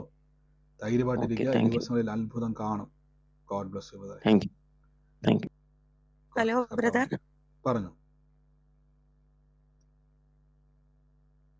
പറഞ്ഞു കേൾക്കുന്നുണ്ട് ഞാൻ. സുമാ സുരേഷ് പറഞ്ഞില്ലേ അതിരുകൾ വിസ്താരമാകും. ഹലോ കേൾക്കുന്നുണ്ട് സിസ്റ്റർ, പറഞ്ഞു. സുമാ സുരേഷിന്റെ അതിരുകൾ വിസ്താരമാകുമോ? നമ്മുടെ റിലേഷൻ അവര് അത് ഏറ്റെടുത്ത സിസ്റ്ററെ. കർത്താവ് അത് വലിയൊരു അത്ഭുത സാക്ഷ്യമാക്കി മാറ്റും കേട്ടോ. ഓക്കെ. പിന്നെ അതേപോലെ നമ്മുടെ പത്മ ആൺ തലമുറയെ 62 ദിവസം കർത്താവ് തൊടുവാൻ ഒരു ഭാവി. അത് ഞാൻ നമ്മുടെ കുറച്ചു മുമ്പേ കണ്ട പത്മ എന്ന് പറഞ്ഞാൽ ഞാൻ കുറച്ചു മുമ്പ് ചോദിച്ചല്ലോ, ആ സഹോദരിക്ക് വേണ്ടിയാണ് പ്രത്യേകം പ്രാർത്ഥിച്ചത്. ആ വ്യക്തിക്ക് വേണ്ടിയാണ്. പിന്നെ വേറൊരു കാര്യം ഇന്നലെ എനിക്ക് പറയണമെന്നുണ്ടായിരുന്നു, പറ്റിയതില്ല. അപ്പോഴേക്കും ഓരോ ആൾക്കാർ തിരക്കുകൊണ്ട് ആകെ ടെൻഷനായി. ഇന്നലെ ഞാൻ ബ്രദറിനും കൂടി ഒന്ന് വിളിക്കണം വിചാരിച്ചിട്ടാണ്. ഒരുപാട് ടെൻഷൻ ഭാരപ്പെട്ടുകൊണ്ടേയിരുന്നു. ഞാൻ എങ്ങനെ ഒന്ന് വിളിക്കാൻ പറ്റുമോ, വാട്സപ്പിൽ വിളിക്കാൻ പറ്റുമെന്നിരുന്നു. ദൈവമേ എങ്ങനെ ഒരു വഴി തുറന്നു തരണേ പറഞ്ഞ്. പിന്നെ ഞാൻ പാമ്പുകളെയും തേളുകളെയും ശത്രുവിനെ സകല ബലത്തെയും പ്രാർത്ഥിച്ചുകൊണ്ടേയിരുന്നു. വലിയൊരു അനുഗ്രഹമാണ് കുടുംബത്തിൽ നടന്നത്, പറഞ്ഞറിയിക്കാൻ പറ്റില്ല. ശക്തമായി പ്രാർത്ഥിച്ചു. ഞാൻ മനസ്സെല്ലാം തകർന്നു പോയി. ഒരാളോടും പറയില്ല എന്റെ വിഷമം. ഞാൻ ദൈവത്തിനോട് മാത്രമേ ഞാൻ പറയുള്ളൂ. ദൈവം ഒരു അത്ഭുതം പ്രവർത്തിച്ചു. ഇന്നലെ പറയണം വിചാരിച്ചതായിരുന്നു, പറ്റിയില്ല. അതേപോലെ അത് വലിയൊരു അനുഗ്രഹമാണ് ദൈവം തന്നത്. വലിയൊരു അനുഗ്രഹം പറഞ്ഞാ തീരില്ല. അത്ര വലിയൊരു പ്രശ്നമായിരുന്നാണ്. ആ പ്രശ്നത്തിൽ നിന്ന് ഈ വചനം വലിയൊരു അത്ഭുതമാക്കി തന്നു. അതിന് ദൈവത്തിനോട് നന്ദി പറയണം. അതേപോലെ ഇന്ന് മീൻ വറുക്കുകയായിരുന്നു ഗ്യാസില്. അപ്പൊ ആ മീൻ വറുക്കുമ്പോ ഒരു കരണ്ടി എണ്ണ, ഒരു തവി എണ്ണ അങ്ങനെ എന്റെ വയറിൽ വീണു, മാക്സിയിൽ വീണു. അപ്പൊ തന്നെ ഞാൻ കൈ തൊട്ട് നന്നായി പ്രാർത്ഥിച്ചു. വലിയൊരു പൊള്ളം വരേണ്ടതായിരുന്നു. വലിയൊരു പൊള്ളം പറഞ്ഞ ഒരു ബലൂൺ പെട്ടെന്ന് ഊതി വീർപ്പിക്കുമ്പോൾ എത്ര സാമാന്യം വരും അതേപോലെ. തൊട്ട് പ്രാർത്ഥിച്ചു, ദൈവം വലിയൊരു അനുഗ്രഹം തന്നു. അവിടെ ഒന്നും ഒരു അടയാളവും ഇല്ല. ഇനി ഒരു തീർച്ചയായിട്ടും കർത്താവെ അങ്ങ് വിടിവെച്ചതിന് നന്ദി. അങ്ങ് സൗഖ്യം ഇപ്പം വലിയൊരു അനർത്ഥ ദൈവം വിടിവെച്ചല്ലോ. കഴിഞ്ഞ ദിവസം പറഞ്ഞാൽ വലിയൊരു ആപത്തിലൂടെ കടന്നുപോയി. പക്ഷേ കർത്താവ് അതിൽ നിന്ന് കൊടുത്ത സൗഖ്യത്തിന് വിടുതലിന് നന്ദി. യേശുവിൻ്റെ നാമത്തിൽ തന്നെ. God bless you sister. കർത്താവ് അനുഗ്രഹിക്കട്ടെ. വേഗത്തിൽ എന്തുകൊണ്ട് ബ്രദർ സാക്ഷ്യങ്ങളുണ്ടെങ്കിൽ പറഞ്ഞാട്ടെ. ഹലോ ഹലോ ബ്രദർ പറഞ്ഞു ഹലോ പറഞ്ഞു ബ്രദർ. പറഞ്ഞു കേൾക്കുന്നുണ്ട് ബ്രദർ ഞാൻ. സുഭാഷ് സുരേഷ് എന്ന് പറഞ്ഞില്ല, ഇതില് കുറച്ച് 4-5 സുമാമാരുണ്ട്. അതിൽ സുരേഷ് ഉള്ള ബന്ധമുള്ള അത് എന്റെ ഹസ്ബൻഡാണ്. പിന്നെ ഞങ്ങളുടെ വസ്തുവിന്റെ കാര്യം പറഞ്ഞു. ഒരു 12 വർഷം കൊണ്ട് 3.25 സെന്റ് ഞങ്ങളുടെ വസ്തുവിനോട് ചേർന്ന് കിടക്കാൻ. അതിനുവേണ്ടി ഹസ്ബൻഡ് കുറെ വർഷങ്ങളായി അതിനുവേണ്ടി പ്രയത്നിക്കാൻ, അത് വാങ്ങാൻ വേണ്ടി. അതിന്റെ പുറകെ ഇപ്പോഴും അതിന്റെ പുറകെയാ. തീർച്ചയായിട്ടും ഞങ്ങൾക്ക് ശ്രേയപ്പെടുത്തോണം. കർത്താവ് അത് വലിയ അത്ഭുതകരമായിട്ട് തന്നെ. ബ്രദറും ഞങ്ങളുടെ 3.25 സെന്റ് അവർക്ക് അങ്ങോട്ട് കിട്ടാൻ വേണ്ടി അവരിയ്ക്കണം. അവരത് ഞങ്ങളോട് കിട്ടിയ ഞങ്ങൾക്ക് ഒരു ഫ്ലോട്ടായിട്ട് ഇടാൻ വേണ്ടിയാ ഞങ്ങളും ആഗ്രഹിക്കണത്.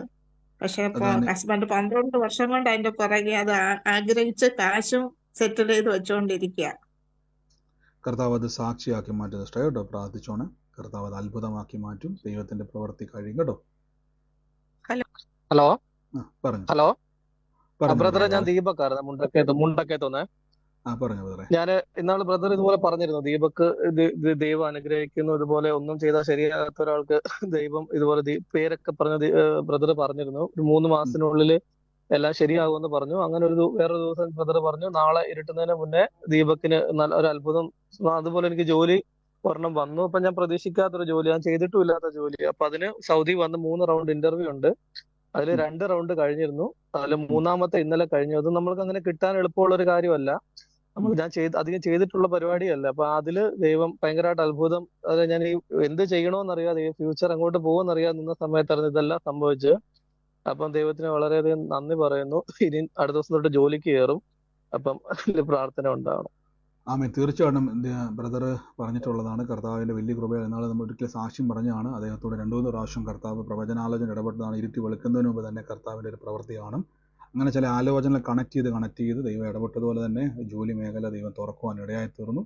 കർത്താവ് അനുഗ്രഹിക്കട്ടെ ബ്രദറെ. God bless U. നാളെ ജോലിക്ക് കയറുമ്പോൾ ഏറ്റവും അനുഗ്രഹത്തോടെ കോൺഫിഡൻസോടെ അവിടെ ചെന്ന് സമൃദ്ധിയോടെ കുടുംബമായിട്ട് തന്നെ ആ ദേശത്ത് വാഴുവാൻ ദൈവം അവസരം തുറക്കട്ടെ. ബ്ലെസ് ചെയ്യുന്നു പ്രാർത്ഥിക്കുന്നു യേശുവിൻ്റെ നാമത്തിൽ തന്നെ. ആമേൻ. 1-2 സാക്ഷ്യങ്ങൾ പറയുന്നുണ്ട്. വേഗത്തിൽ പറഞ്ഞു. നമ്മൾ പ്രാർത്ഥന ഒന്ന് തൽക്കാലത്തേക്കൊന്ന് സ്റ്റോപ്പ് ചെയ്യുകയാണ്. നാളെ നമുക്ക് വീണ്ടും സാക്ഷ്യങ്ങൾ കേൾക്കണം. ഒറ്റ സാക്ഷ്യം പോലും പറയാതിരിക്കരുത്. കർത്താവ് നിങ്ങൾ അനുഗ്രഹിക്കട്ടെ. ആരെങ്കിലും ഉണ്ടെങ്കിൽ വേഗത്തിൽ പറഞ്ഞോട്ടെ.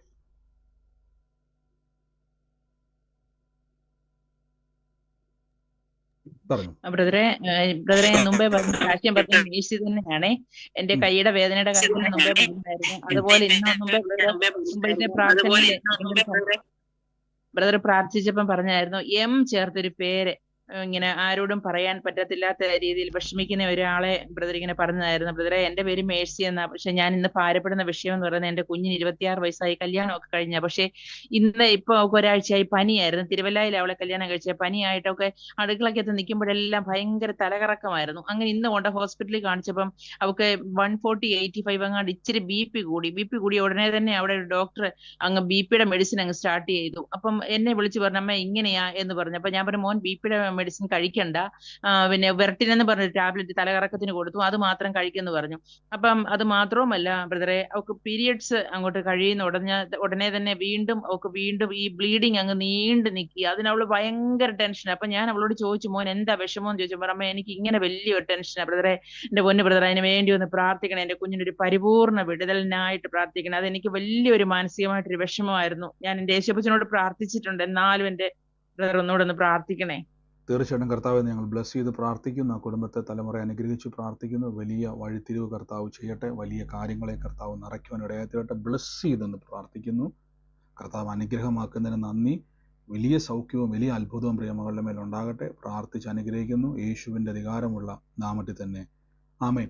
God bless you. നമ്മുടെ തൽക്കാലത്തേക്ക് പ്രാർത്ഥന ഇന്ന് സ്റ്റോപ്പ് ചെയ്യുകയാണ്. നാളെ നമുക്ക് വീണ്ടും കാണാം. സാക്ഷ്യങ്ങൾ പറയുവാനുള്ള അവസരങ്ങളെ കൂടുതൽ ഒരുക്കാം. നമുക്ക് ഇന്ന് പ്രാർത്ഥിച്ച് അവസാനിപ്പിക്കാം. ലൈവിൽ കാണുന്നവരെ ബ്ലസ്സിനോട് ഞാൻ പറഞ്ഞു, നിങ്ങൾ ഷെയർ ചെയ്യുക. എത്ര പേര് യൂട്യൂബിൽ വരുന്ന മീറ്റിങ്ങിൽ എനിക്കറിയത്തില്ല, നിങ്ങളിത് ഷെയർ ചെയ്യണം. അനേകർക്ക് ഈ വചനം കൊടുക്കണം. അനേകർക്ക് അവരെന്ത് പറയുന്നുള്ളതോ എന്ത് ചിന്തിക്കും, ചിലപ്പോൾ നിങ്ങൾ ഈ അയക്കുന്ന വചനം അവരുടെ തകർന്ന അവസ്ഥയെ രക്ഷിക്കുന്നതായിരിക്കും. നിങ്ങൾ കൊടുക്കുന്ന ഈ വചനം ചിലപ്പോൾ ചിലർ തിരസ്കരിച്ചേക്കാം, പക്ഷേ ചിലർ അക്സെപ്റ്റ് ചെയ്യുമ്പോൾ ഇന്ന് കഴിഞ്ഞ ദിവസം നമ്മൾ സാക്ഷ്യം കേട്ടാൽ ഒരു സഹോദരിയെ നിർബന്ധിച്ച് പ്രാർത്ഥന കയറ്റിയതാണ്. പക്ഷേ ആ സ്പൈനൽ കോഡ് വർഷങ്ങളായിട്ടുള്ള 8 വർഷമായിട്ടുണ്ടായിരുന്ന സ്പൈനൽ കോഡ് യേശു സൗഖ്യമാക്കി എന്നുള്ള സാക്ഷ്യം നമ്മൾ കുറച്ച് മുമ്പ് കേട്ടതാണ്, കുറച്ച് നാൾ മുമ്പ്. അതേപോലെ നിങ്ങൾ ചിലപ്പോൾ ഒരു വ്യക്തിക്ക് അയച്ചു കൊടുക്കുമ്പം അവർക്ക് ചിലപ്പോൾ താല്പര്യം ഇല്ലായിരിക്കും, പക്ഷെ ആ സമയത്ത് കർത്താവ് തോന്നിപ്പിക്കും. അതുകൊണ്ട് നിങ്ങൾ ഷെയർ ചെയ്യുക. ഞാനിതിന് ശേഷം നമ്മുടെ യൂട്യൂബിൻ്റെ ലിങ്ക് അയച്ചേക്കാം. അനേകർക്ക് ഈ വചനം കൊടുക്കുക. കാണുന്നതോട് ഞാൻ പറഞ്ഞു, നിങ്ങളിത് ഷെയർ ചെയ്യുക. അനേകർക്ക് ഈ വചനം കൊടുക്കുക. ഫേസ്ബുക്കിലായിക്കോട്ടെ യൂട്യൂബിലായിക്കോട്ടെ ഷെയർ ചെയ്യുക, കൊടുക്കുക. അനേകർക്ക് രക്ഷപ്പെടുവാൻ, സുവിശേഷത്താൽ അവർ സമ്പന്നരാകുവാൻ ദൈവം അവരെ അനുഗ്രഹിക്കട്ടെ. ഞങ്ങൾ ബ്ലസ് ചെയ്യുന്നു. ലൈവിൽ കാണുന്നവർ അനുഗ്രഹിക്കുന്നു. അതിരുകൾ വിസ്താരമാകട്ടെ, വലിയ വിടുതൽ സംഭവിക്കട്ടെ. യേശുവിൻ്റെ നാമത്തിൽ വചനത്തിൻ്റെ ശക്തി വ്യാപരിക്കട്ടെ. God bless.